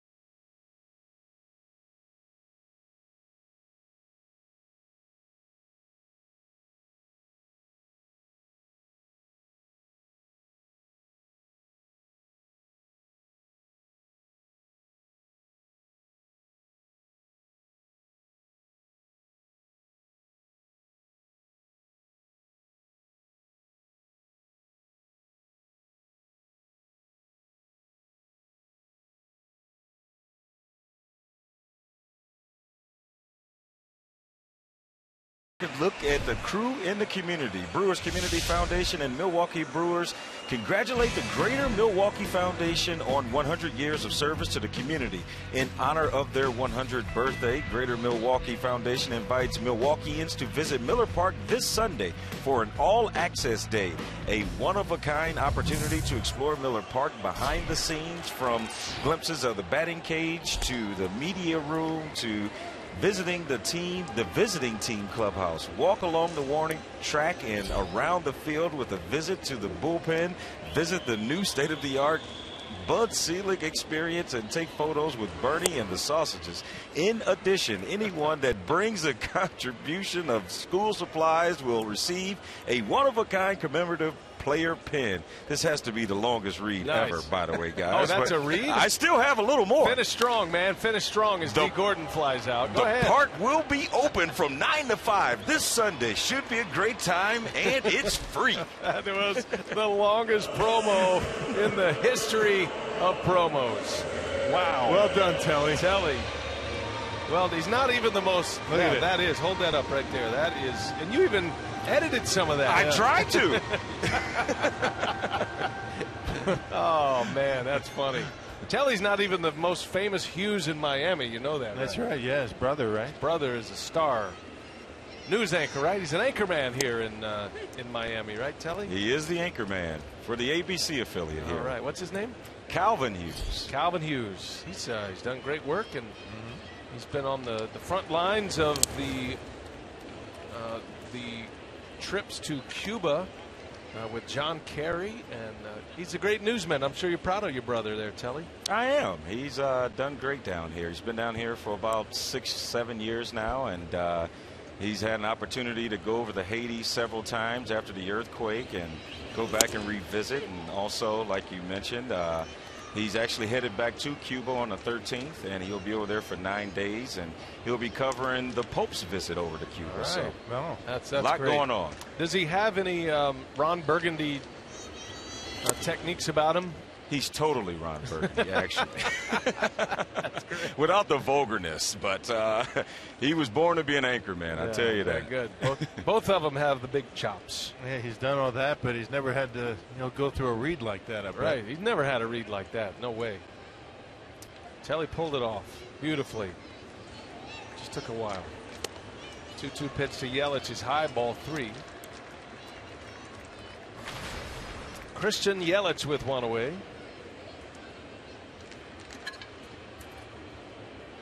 Fifth inning for Marlins Park in a 2-2 tie. And Ariel Peña still out there. Brewers have action in their bullpen right now. And I would imagine any sign of trouble, Counsell will make the move. Pitch count at 86. 4 strikeouts as you see Tyler Cravey getting loose. And that'll be his first appearance since coming back from the disabled list.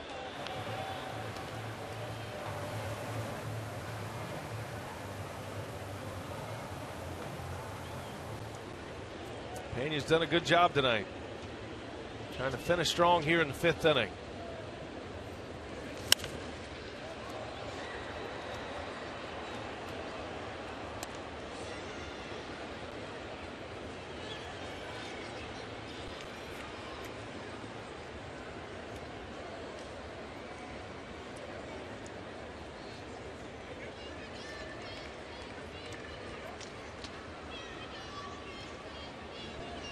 Payoff pitch. Yelich fouls another one off. Well, he's got him in swing mode. Yeah, swinging at some pitches out of the zone, and Peña struck out Yelich with a down and in slider his last time up. Yelich drew a walk in the 1st inning. 3-2 pitch misses low, and Yelich will walk. And the Marlins put the go-ahead run aboard with one away, and Prado coming up, and decision time for Craig Counsell. yeah, 3rd time through might be a bit of an issue for Ariel Peña. Those 2 pitches that he's been throwing tonight. The slider's been real good. He tried to get Yelich to chase that slider, the same pitch that struck him out his last time up. Apparently Tyler Cravey's ready to go.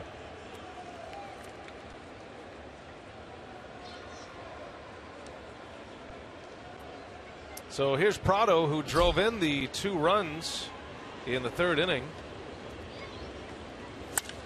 In the air, right field, slicing in the seats.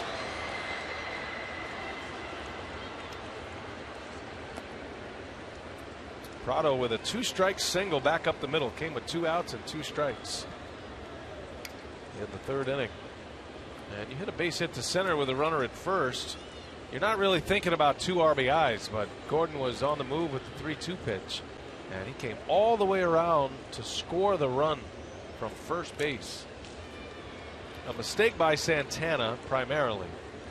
But Gordon put the pressure on the defense. Santana, who plays very deep by design. Yeah, that was the issue. He plays very deep, and it took him a while to get there. And D. Gordon always looking to take that extra base with his speed. A learning experience for Santana. I don't see that happening again.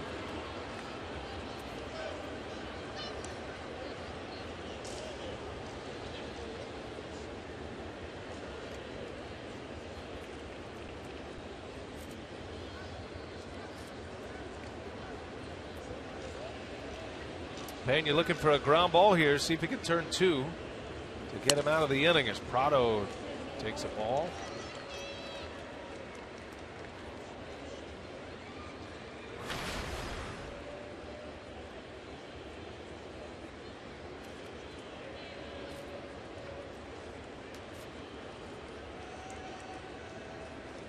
One ball, 1 strike. Pena trying to dig down deep. 1-2. They have all 3 pitches in the box. Prado's still standing there. Pena thought he had Prado rung up in the 3rd inning. Didn't get a call, then Prado delivered with that base hit. He's a good hitter, especially with 2 strikes. Got a short, compact stroke. Ground ball, got a chance to turn it here. Jeanette to Segura, over to first in a double play. Ariel Pena, 5 strong tonight. 4-6-3 double play to end it. We go to the 6th, tied at 2.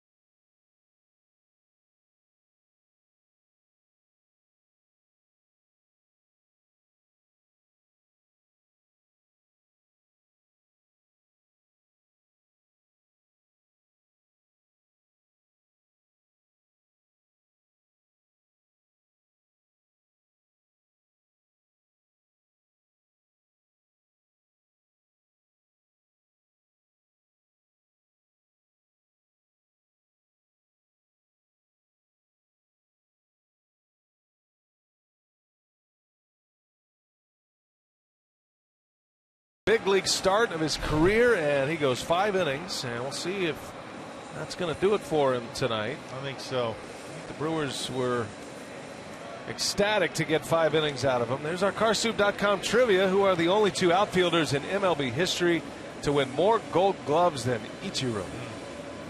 Only 2 outfielders in the history of the game. Ichiro won Gold Gloves from his rookie year, which was an MVP year in 01, through the 2010 season consecutively. Yeah. Not in the lineup tonight, but the right-hander on the mound and Ozuna in right field. Marlins are trying to get Ozuna back to hitting ways. So here we go, 2-2 game, 6th inning. And let's see if the Brewers can give Pena a chance to win this one. They'd have to take the lead here. Saw Tyler Cravey loosening in the Brewers bullpen last inning. He would most likely be the next pitcher on the mound, if in fact that is the final inning for Pena.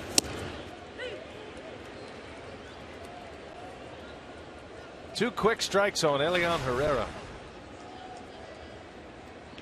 Kohler just pouring in the strikes right now. He just struck out the side last inning. 5 of his last 6 outs have been strikeouts. And far and away his best start in a while.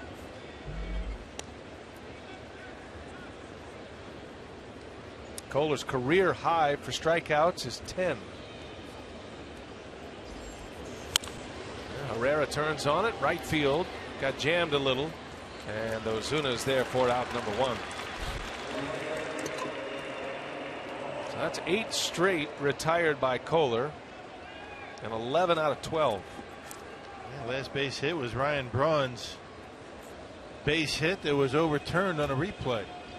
The ball that Kohler knocked down, couldn't get him at first.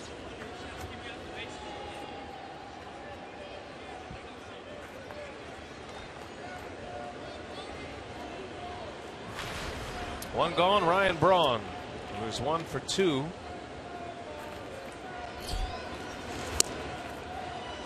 Braun hit a double play ball in the first. It was a great play by Rojas. Turned into a double play, but allowed the first run to score. 25 homers for Braun on the Powerball home run count. Leads the club. And a roll into third. Prado for out number 2. 2 up, 2 down for Tom Kohler.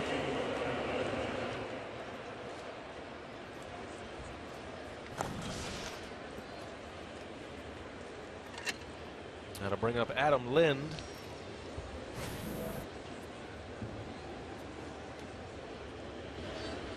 Adam is 0 for 2. Struck out and grounded out. He was Kohler's first strikeout.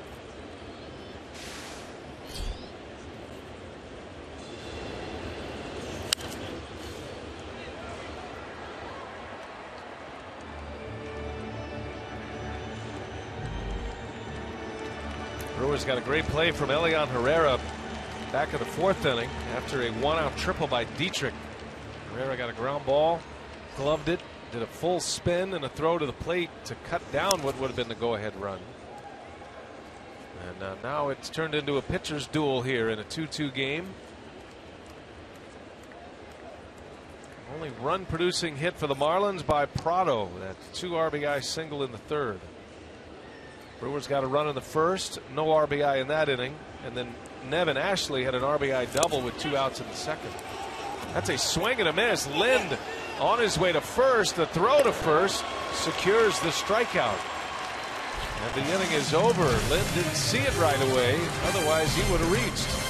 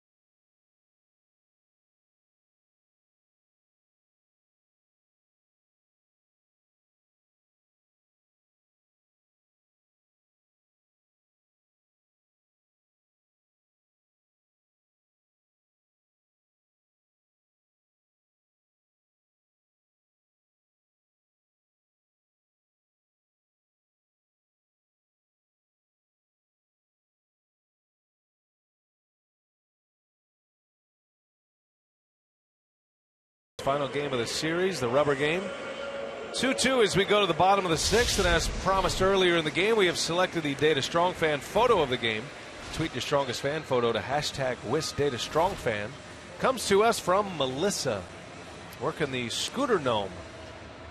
It's all brought to you by T-Mobile. Make sure you use the hashtag #WisDataStrongFan. Good work there.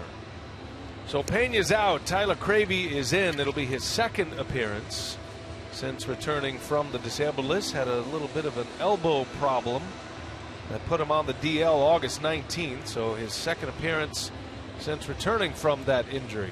Yeah, came off the DL on Sunday at Cincinnati and appeared in the ball game. Tossed a scoreless sixth inning and included a couple of strikeouts. Made 5 starts this year and 2 relief appearances. It's a good outing by Ariel Pena. 5 innings, 3 hits, 2 runs. And really only one of those 2 runs should have come in to score. No error charge, but a bit of a misplay in center field. So a good showing by Pena tonight. Yeah, he was getting squeezed a little bit by the home plate umpire, but that's the way it goes sometimes. Having a nice chat with Willie Peralta, tomorrow night's starting pitcher in Pittsburgh. Pena 4 walks, 4 strikeouts in the 5 innings. You know, Craig Counsell talking about maybe once, twice through the lineup would be good for Pena tonight. Feeling like this is a bullpen day anyway. Got to be tickled to death with 5 innings. Absolutely. He faces 21 batters tonight.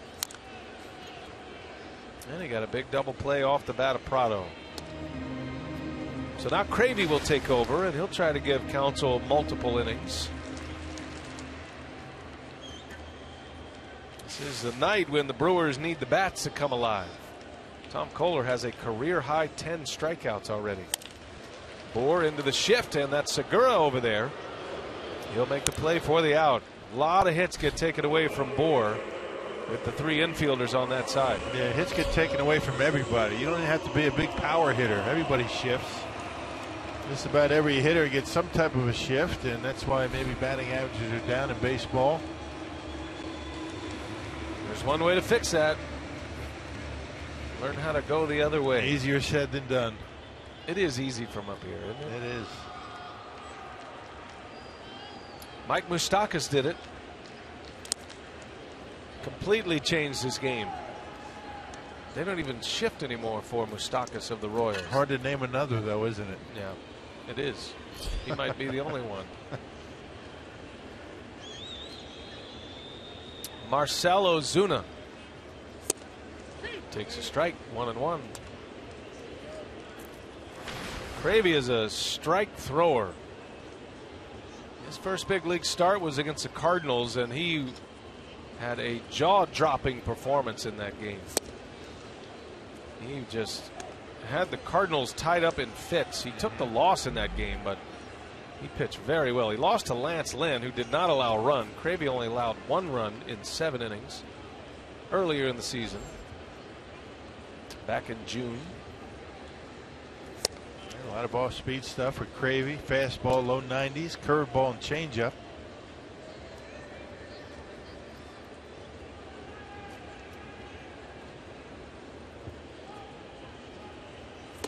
Maybe that first big league win will come tonight.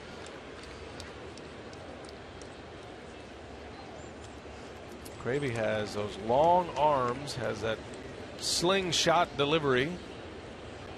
Doesn't have the overpowering fastball, but he knows how to pitch.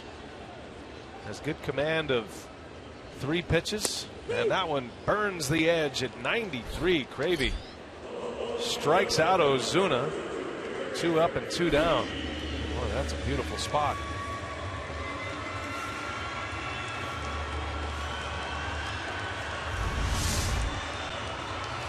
There's your Hall of Fame pitch right there. This time Bob Davidson rings it up. That's been a tough pitch to get tonight for the Brewers. Got it that time. 2 outs. Here's Dietrich, who tripled his last time up. Shattered his bat.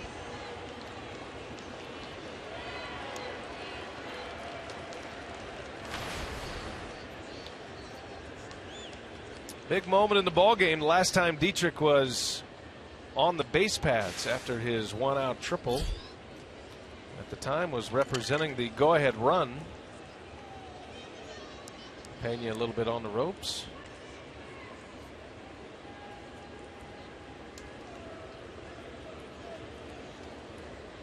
Elian Herrera made a great play to cut down the speedy Dietrich, who's in a hole now 0-2. At this point for the Brewers, this is the play of the game. Spinning around and throwing a strike to get Dietrich. Good tag by Nevin Ashley. And the Marlins took a look at it to see if Ashley blocked home plate too soon. Did not, and they got the out. How risky is that throw, too? A spin, you lose perspective of where your target is. He took a chance and it paid off. High risk, high reward. Nothing to it. Done it 100 times.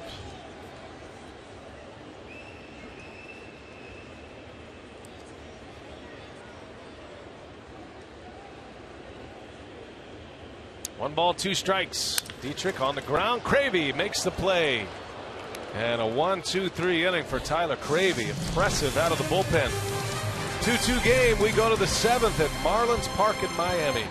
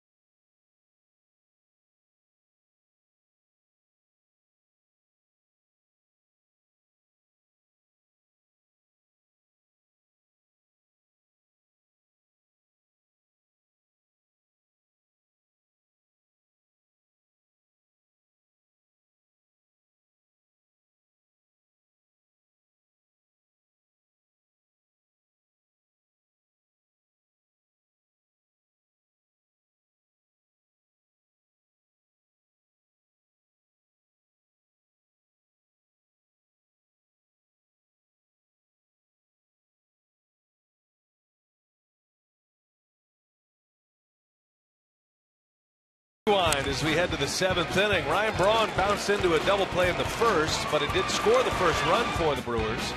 And then Nevin Ashley in his first big league at bat, an RBI double with 2 outs.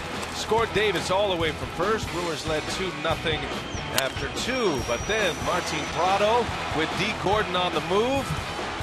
1 run in. Gordon all the way from first. Scores on a single to center field, a routine single. That tied the game. Marlins looking to take the lead, but this great play by Herrera we just talked about cut down Dietrich, and that's where we sit. 2-2 ball game, 7th inning, and Tom Kohler is locked and loaded right now. He's retired 10 straight, has a career high 10 strikeouts. Had a 10 strikeout game last September, about a year ago as a matter of fact, against the Mets. Chris Davis, high fly ball to right center, playable for Christian Yelich, and there is out number 1. 1 pitch, 1 out to Kohler.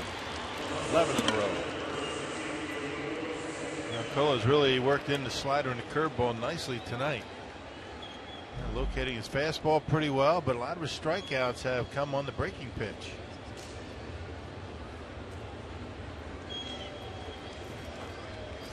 Kohler's pitch count in good shape too. Only 80 pitches with 1 out in the 7th inning. Brewers need a quick strike. Need a long ball here. It's not the ballpark you go hunting for home runs. But, one of the 2 who have done it in this series is at the plate in Santana. When he gets in this ballpark, not going to hold him.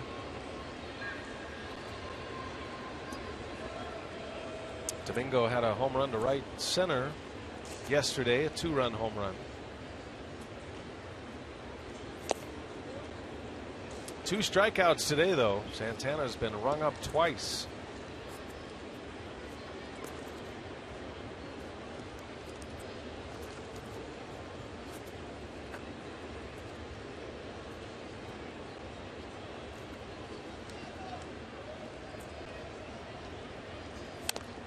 Oh, inside. He tried to hold his swing, but a foul ball evens the count at 2-2. Up in swing mode, gets the barrel of the bat. Didn't mean to. Ball might have hit him.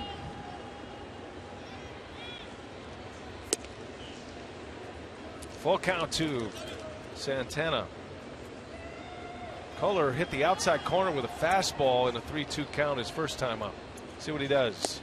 Went with a slider this time, and Santana draws a walk. Good patience by Domingo. And finally a base runner after 11 straight, retired by Kohler. First base runner since the 3rd inning when Braun reached on an infield hit. And a base runner with pretty good speed.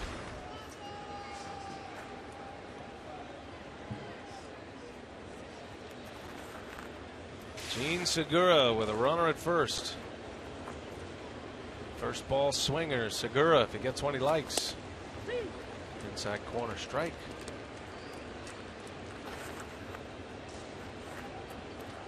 Gene had a triple on Monday afternoon. Brewers with 15 hits Monday, 13 last night. 2 runs on 4 hits tonight.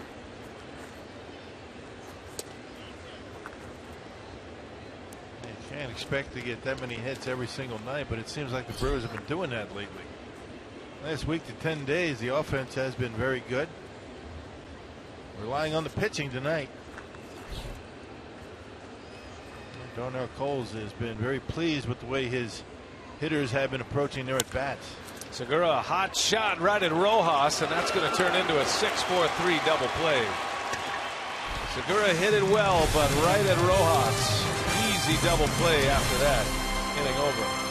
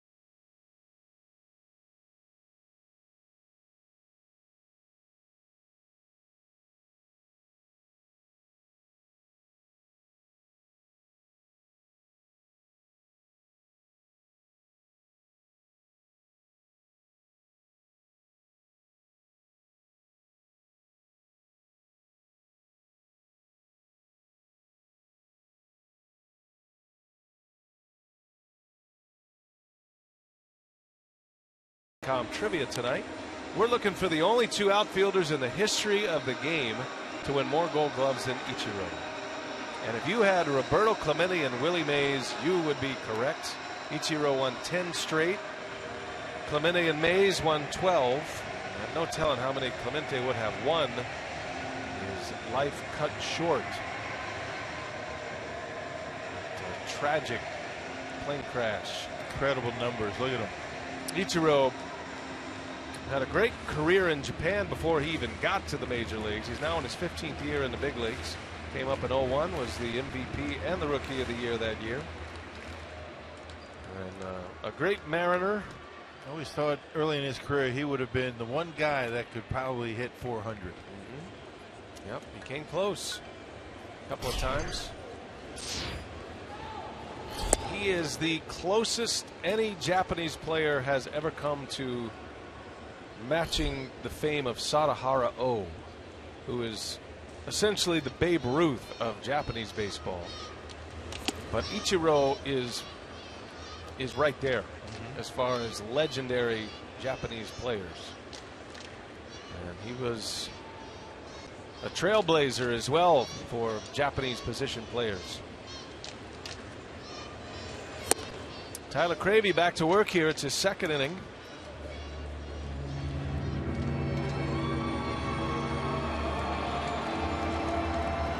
Got a very ominous organ here.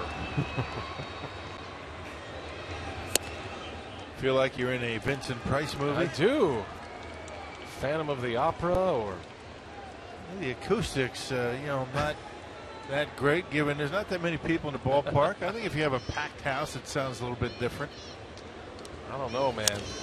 I'm looking for the light Dean Roscoe version of that organ. Pop up to second, and Jeanette makes a play. Real Muto is out. Yeah. Hey, the Brewers return home next Tuesday to begin a 3-game series against the St. Louis Cardinals.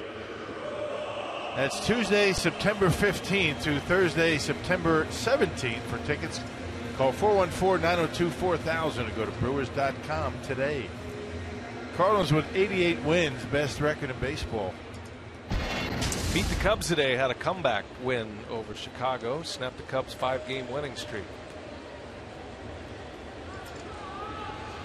Miguel Rojas takes a ball outside.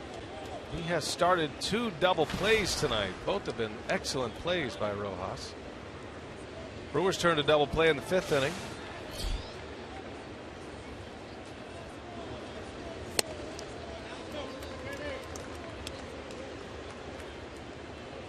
More trouble for the Washington Nationals tonight, partner. They blow a lead again. The Mets scored a run in the 8th to tie it at 2. Strasburg still in the game. Matt Williams just can't win right now. Yeah. He takes a starter out, brings his bullpen in. They falter. Everybody says you should have left a starter in. He leaves a starter in. He gives up a run. Yeah, but who do you go to tonight, right? They both of those late inning guys had a rough time of it last night. Swinging a foul into the mid of Ashley. Yeah, Storin and Papelbon. Darno and Kelly Johnson have homered for the Mets. Bryce Harper has homered for the Nationals. Johnson's homer just tied it in the 8th inning. That's a big matchup. I don't know if the Nationals have enough in them at this point, but they must win tonight to keep any hopes alive. After letting a 7-1 lead get away yesterday. And it's either division or nothing in that particular division. Looks like the 3 playoff teams are going to come from the National League Central this year. That's ball 4. So Cravey's first blemish to Rojas. And a 1-out, make it a 2-out walk. Kohler getting another at bat. How about that? I beg your pardon, a 1-out walk, my mistake. And that will give Kohler a swing here. He's pitching well, and his pitch count is low, so he will hit. He also has a hit in this game. Ooh, we got another update from New York. Yoenis Cespedes has just homered. Wow. Mets take the lead 4-2. Cespedes hit his 32nd of the year. Yeah.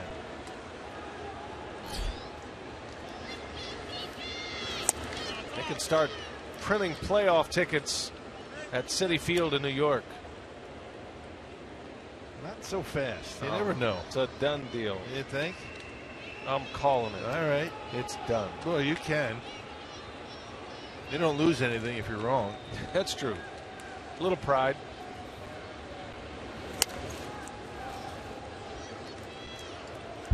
Never over till it's over. If the Mets win tonight, that's a 7-game lead. And Washington, it'd be one thing if Washington was playing well, but they're not. Nationals are coming here next. They'll be here Friday.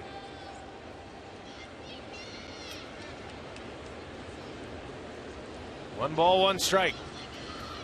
Kohler squares and gets the bunt down. It's going to roll foul. Ashley, make sure it stays that way.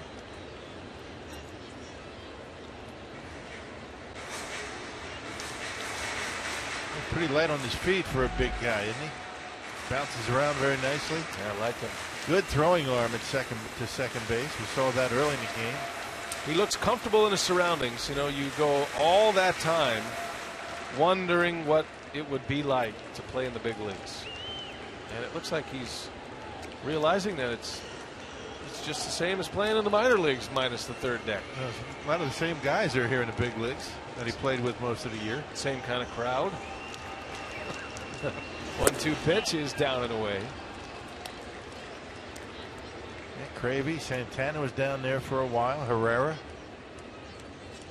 Jeanette. Yeah, I mean, kind of makes it easier when you know a lot of the guys that, when you come to the big leagues the first time. 2 balls, 2 strikes with 1 out. Kohler going to square again, and he gets a bunt down this time. Cravey will go to first. Sacrifice bunt with 2 strikes. Puts a runner in scoring position with 2 outs. That's the go-ahead run out there at second base. Craig Counsell wants to make a double switch.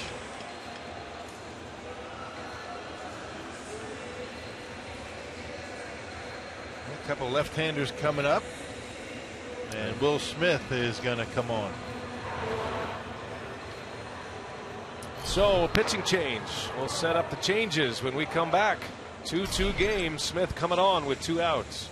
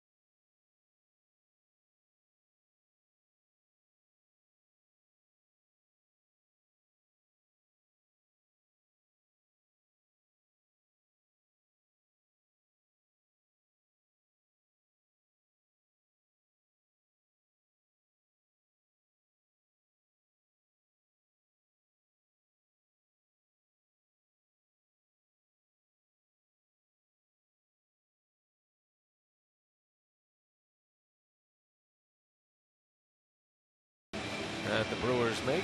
Santana moves over to left field, so Davis is out. And the new pitcher on the double switch is going to be Will Smith, as Craig Counsell will play matchup here with 2 outs in the 7th inning. Yeah, last pitched on Saturday at Cincinnati. Game 1 for Will Smith. Tossed a perfect inning. That included a strikeout. 74 strikeouts in 52 2/3 innings. You can see left-handers have hit him a lot better than right-handers, but Craig Counsell comfortable with Will Smith. You got D. Gordon and Christian Yelich. Yelich, the on-deck hitter. Smith has not had great success this year against lefties. .267 average against. And all of the home runs he's allowed have been against left-handed hitters. Of course, he faces the best lefties in the game. And he's got a matchup here with the Major League hits leader in D. Gordon. A base hit here, and the Marlins would take the lead in this 7th inning. And from what we've seen from D. Gordon, not only does he hit everything, but very good low ball hitter. So you throw that slider, you better make it away, not just down. He's made good contact on pitches out of the strike zone low.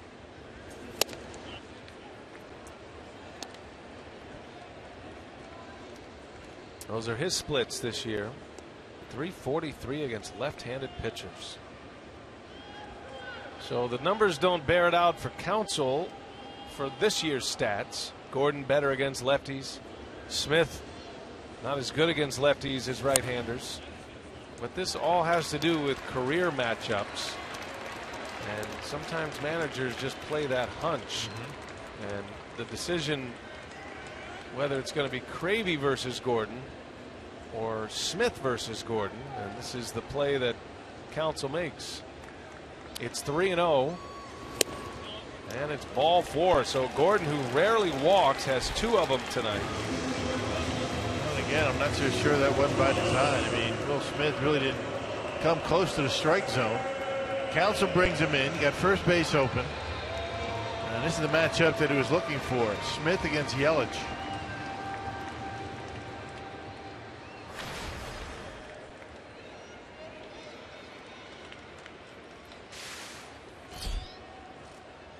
Two on, 2 out.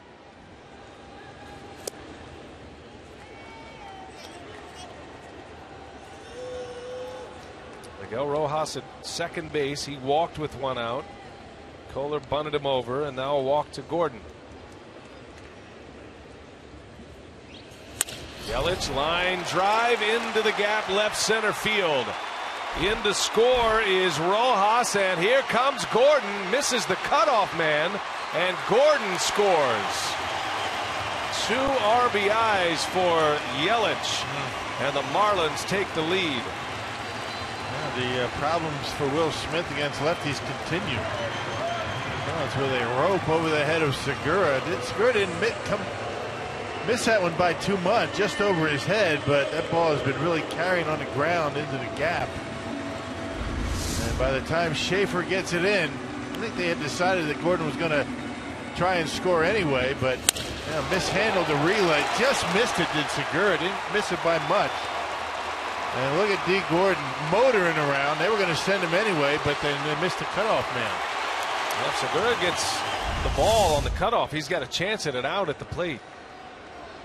Now, the Brewers not executing well tonight with Gordon on, especially when you have to be perfect with your cutoffs and relays, and that cost them. 4-2 the score. The Marlins have taken the lead here in the bottom of the 7th inning. And now Prado is up there with Yelich at second base.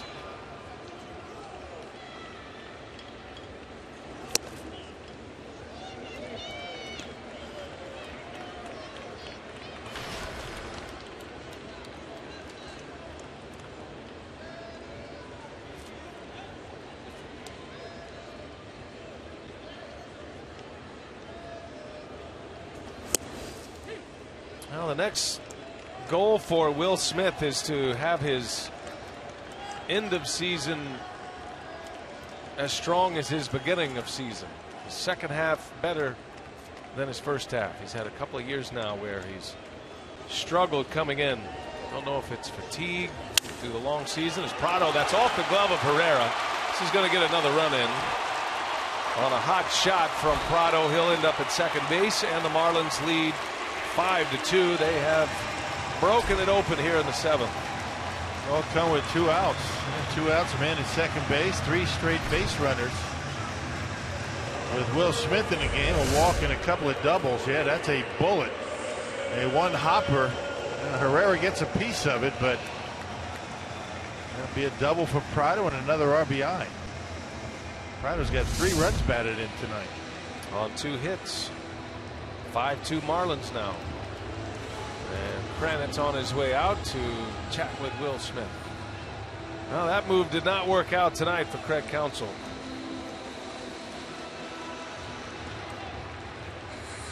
Will Smith so good in the first half.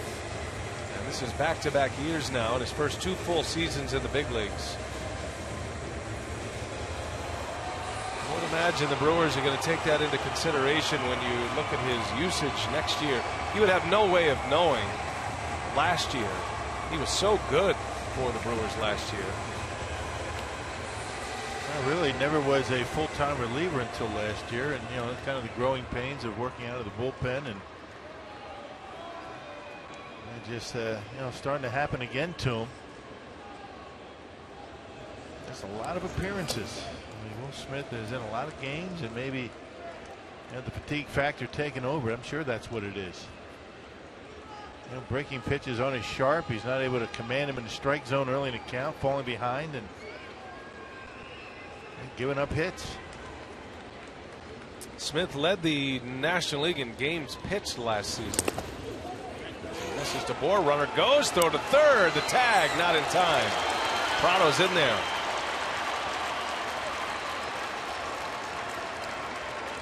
Could have ended the inning. It was close. It took a little while for Ashley to recognize where it was. Wasn't sure where it was. It was caught him underneath he and the umpire. Ball in the dirt, a fastball, and by the time he locates it, realizes that Prado's on his way, and Prado just barely able to get there. If the throw's a little bit lower, they get him. Ball beat him.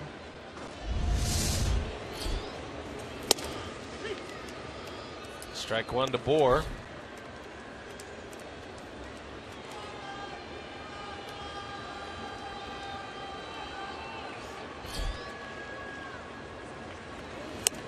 And there's a good breaking ball. 2-2 now. Looking ahead at the Brewers' 8th. Nevin Ashley will lead off. And then you'll have the pitcher spot, or rather Schaefer, I should say. And then to the top of the order in Jeanette. Now the Brewers down 3 in the bottom of the 7th inning. And a wave and a miss. Bohr strikes out to end the inning. But with 2 outs, the Marlins come up big. They get a walk, 2 RBI double by Yelich, RBI by Prado.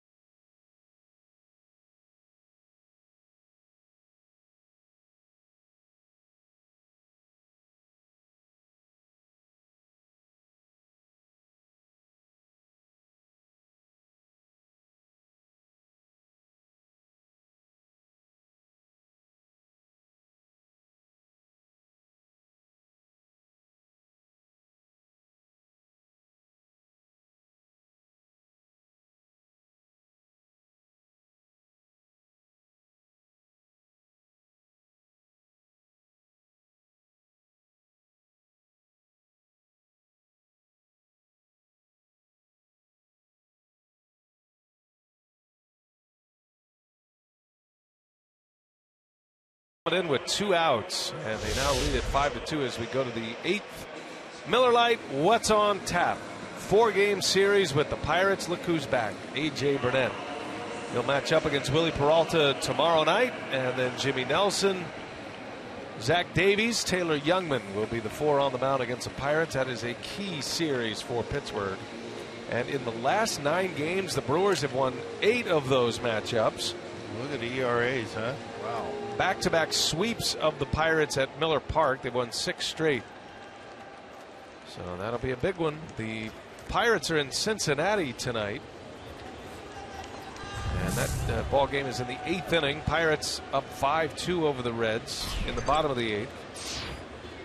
But the Reds are threatening in the bottom of the 8th. So now the starter, Tom Kohler, he's probably got his eyes set on a finisher tonight. Got 90 pitches. He's working in the 8th inning. Has only given up 2 runs as Nevin Ashley leads off.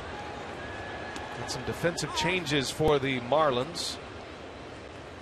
Ichiro comes in to play right. That moves Ozuna to center and Yelich over to left field. Dietrich is the one out of the game.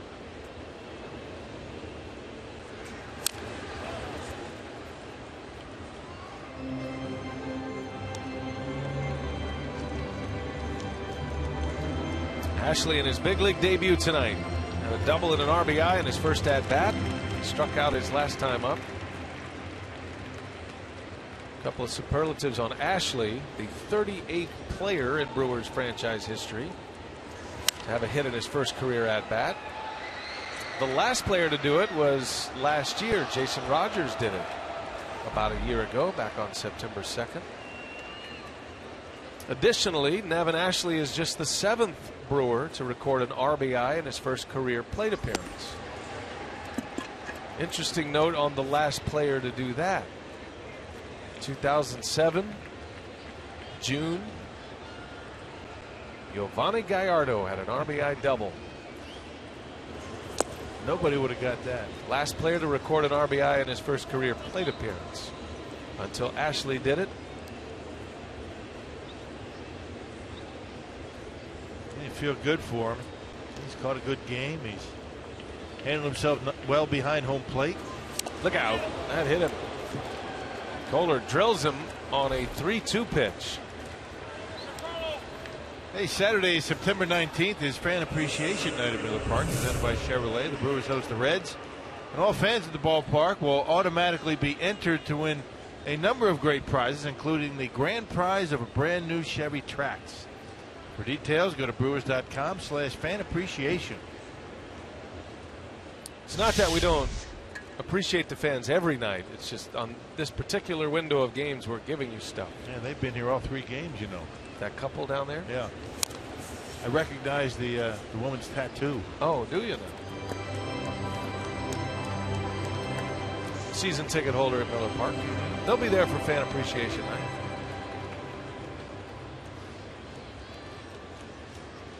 They're hoping for a comeback tonight. We're with you.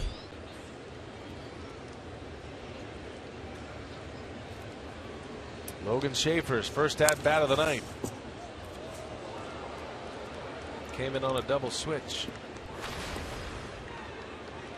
That Mets Nationals game is going to the 9th. Bryce Harper hit a second home run of the night to make it 4-3.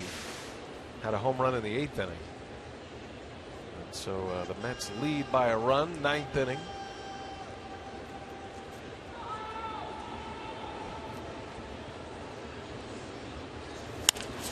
Back to the mound. Kohler starts a double play. 1-4-3 or 1-6-3, I beg your pardon, to start the double play, and 2 outs. Nullifies the leadoff base runner, Ashley. 2 outs, nobody on here in the 8th. Far and away Tom Kohler's best day at the ballpark in quite some time. Pitch count in pretty good shape. 99 pitches. I would imagine this might be his last inning. I remember A.J. Ramos, the closer, went an inning and a third last night. Makes you wonder if maybe run him out there again. He's had a pretty low stress game.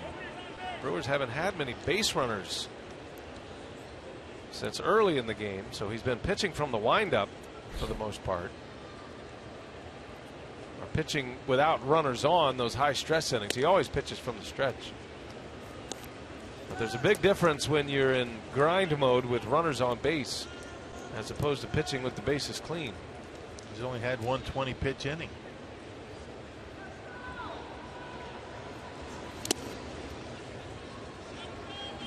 Kohler just figured he was better out of the stretch. Kept him in balance. He's always been a starter. Came up, he worked out of the bullpen briefly, and then the next season, 2013, his first full season, he was in the rotation.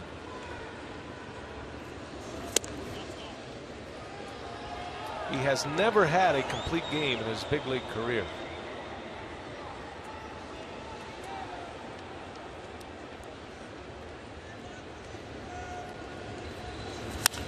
Jeanette into right at Ichiro. And the Brewers are down in the 8th. 5-2 Marlins, bottom of the 8th coming.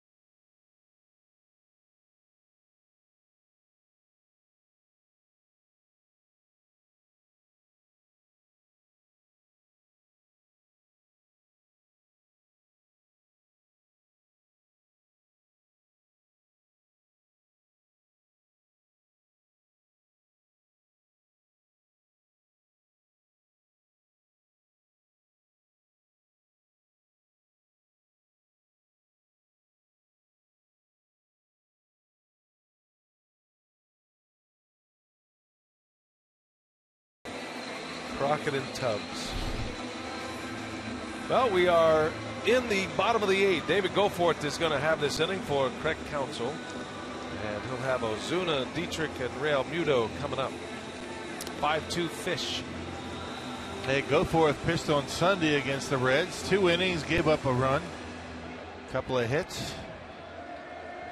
13th appearance and a .525 earned run average for David Goforth.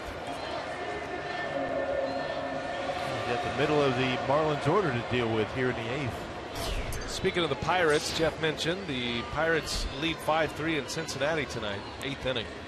But the Reds have just scored and they are threatening in the bottom of the 8th. So some late night travel for both the Brewers and the Pirates as they start their series tomorrow. Pittsburgh needs a win tonight to remain 4.5 back of the Cardinals for the division. Pittsburgh can gain ground on the Cubs, who are right on their heels. A win tonight for the Pirates would put them 3 up on the Cubs for that top wild card spot.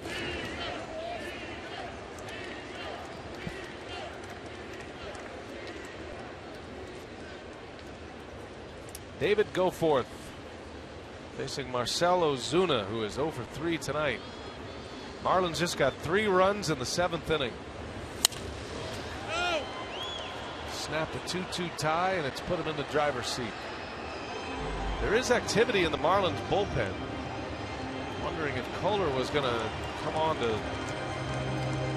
the 9th inning to try to finish the game, but Ramos, sensing a save opportunity, is not going to let that one go by. Those guys, they're going to take the baseball when they have a lead. Get those save numbers up. My closers love coming in with a 3-run lead. Frankie Rodriguez had a save this year. He came in with 2 outs and a 6-1 lead. A 5-run lead, but the tying run was on deck. Through one pitch. One pitch and finished the game off. Now that is a glamour save.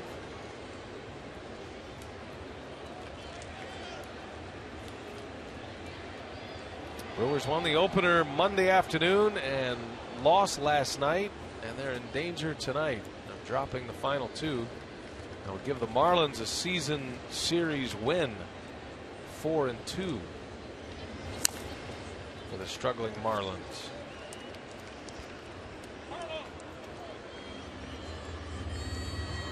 A lot of folks had the Marlins contending for a division title this year. Just about everybody had the Nationals running away with the National League East. But it's the Mets. It is the Mets. Mets added a run in the top of the ninth. They lead 5-3 in the bottom of the ninth. They get their closer on, and they're trying to close the door on the Washington Nationals. That would put them 7 back if the Mets win. It's over, Rock.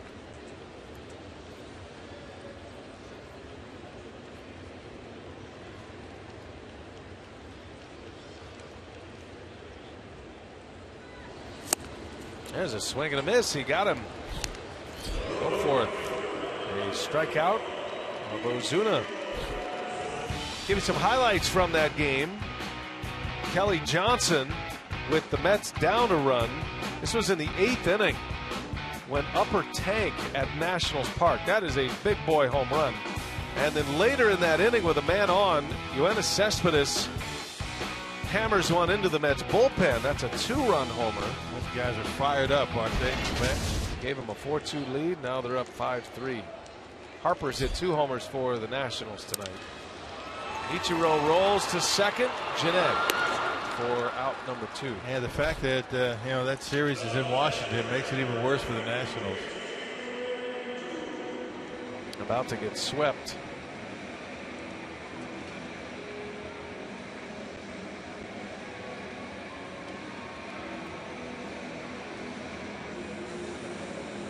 David Wright's return's a big shot in the arm for the Mets. How about the trades they made? Yeah. Uribe and Kelly Johnson. Cespedes. Mets got Cespedes because of that Knicks deal for Carlos Gomez. Cespedes has been huge for them. Astros, their lead in the American League West is down to a game to their in-state rivals, the Texas Rangers. Rangers coming out of nowhere. Ground ball, third base, tough play. Herrera's throw to first is wide. And Realmuto made the turn, got it out here, and out at first. Realmuto turned to second base, which makes him a live runner. And the inning is over.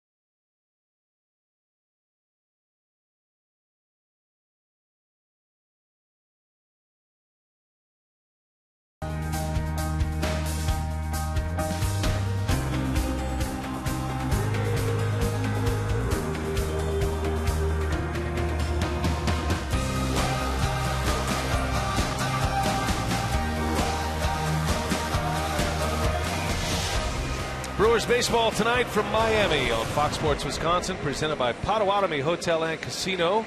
Book your stay now. We are in the ninth. Last call for the Brewers. They are down 3. Top of the ninth inning from Marlins Park. Kohler, the starter, is out. He was impressive in 8 innings tonight. And now A.J. Ramos, the Marlins closer, will come on to try to nail down his 25th and his second in as many nights. Yeah, and he pitched an inning in the third. He came in the 8th inning in yesterday's ball game. Yeah, gave up a hit, did not allow a run. 63rd appearance for A.J. Ramos. Not your conventional closer. He doesn't have that overpowering fastball. He's got a good array of breaking pitches and good command on the fastball.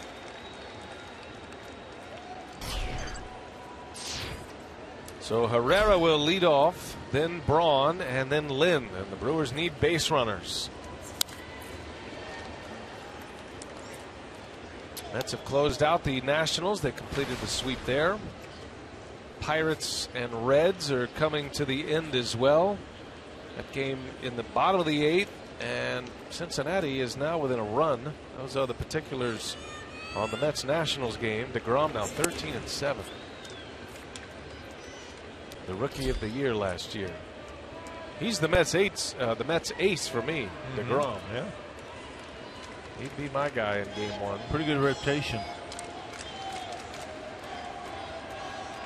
Great young talent in that Mets system. Good closer, Familia.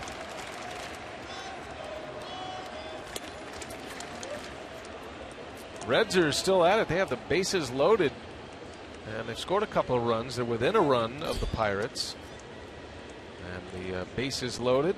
Bottom of the 8th inning. Keeping an eye on that one for you.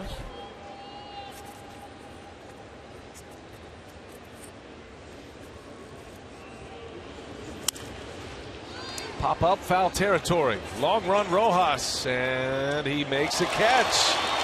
A sliding catch. He's had a great game defensively tonight. I'm not sure he needed to do it, but it made it look good. Yeah, Prado peels off. Much easier play for a shortstop.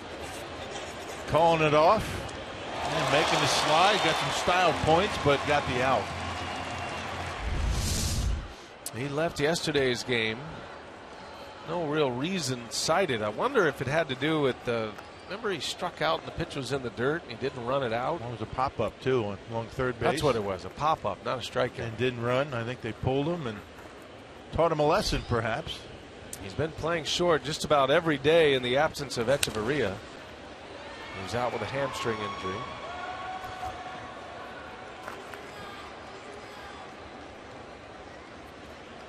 Very talented shortstop. Marlins have a chance at a couple of Gold Gloves in their infield with Echeverria and D. Gordon.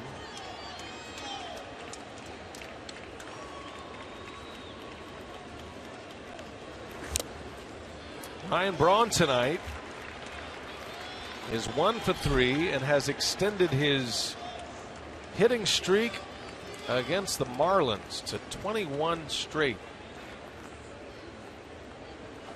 Hits in all 3 games here.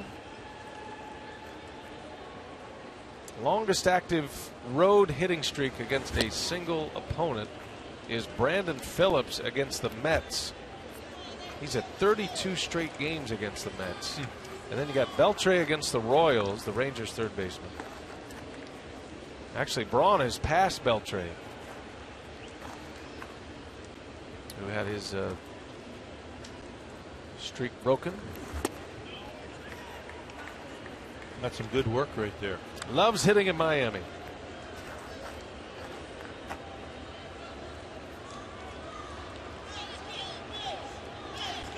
By the way, got a question on how to score that last play on Real Muto. That is a single, an infield hit, and then a 4-3 putout. Yeah, because he made a move towards second base. Ground ball to third. Prado.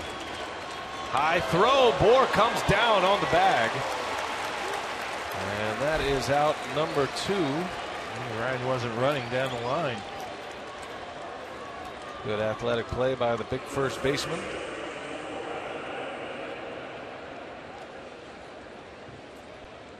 Brewers haven't had many base runners tonight. They stranded 24 base runners in the first 2 games of the series. Won the first one 9-1, and then lost last night 6-4. Tonight, they've only stranded 2. Been very little activity on the bases. Brewers led 2-0. Marlins tied it with 2 in the 3rd inning on a Prado single. And it stayed 2-2 until the bottom of the 7th when the Marlins scored 3, all with 2 outs, all against Will Smith. And Lind is down 0-2, and the Brewers are down to their last strike. Yeah, Brewers haven't had a hit since the 3rd inning. It has been all Marlins pitching and Tom Kohler tonight. Ramos looking for save 25. And Lind in the air to left. That should do it. And that's a ball game. And Tom Kohler snaps his long losing streak, his first win since July 23rd. After an 0-6 month of August. He beats the Brewers tonight. Prado had a big night at the plate with 3 runs batted in on a couple of hits. Brewers dropped 2 out of 3 to the Marlins. That'll set us up for Brewers Live. Jeff Grayson standing by in our Fox Sports Wisconsin studios. Jeff?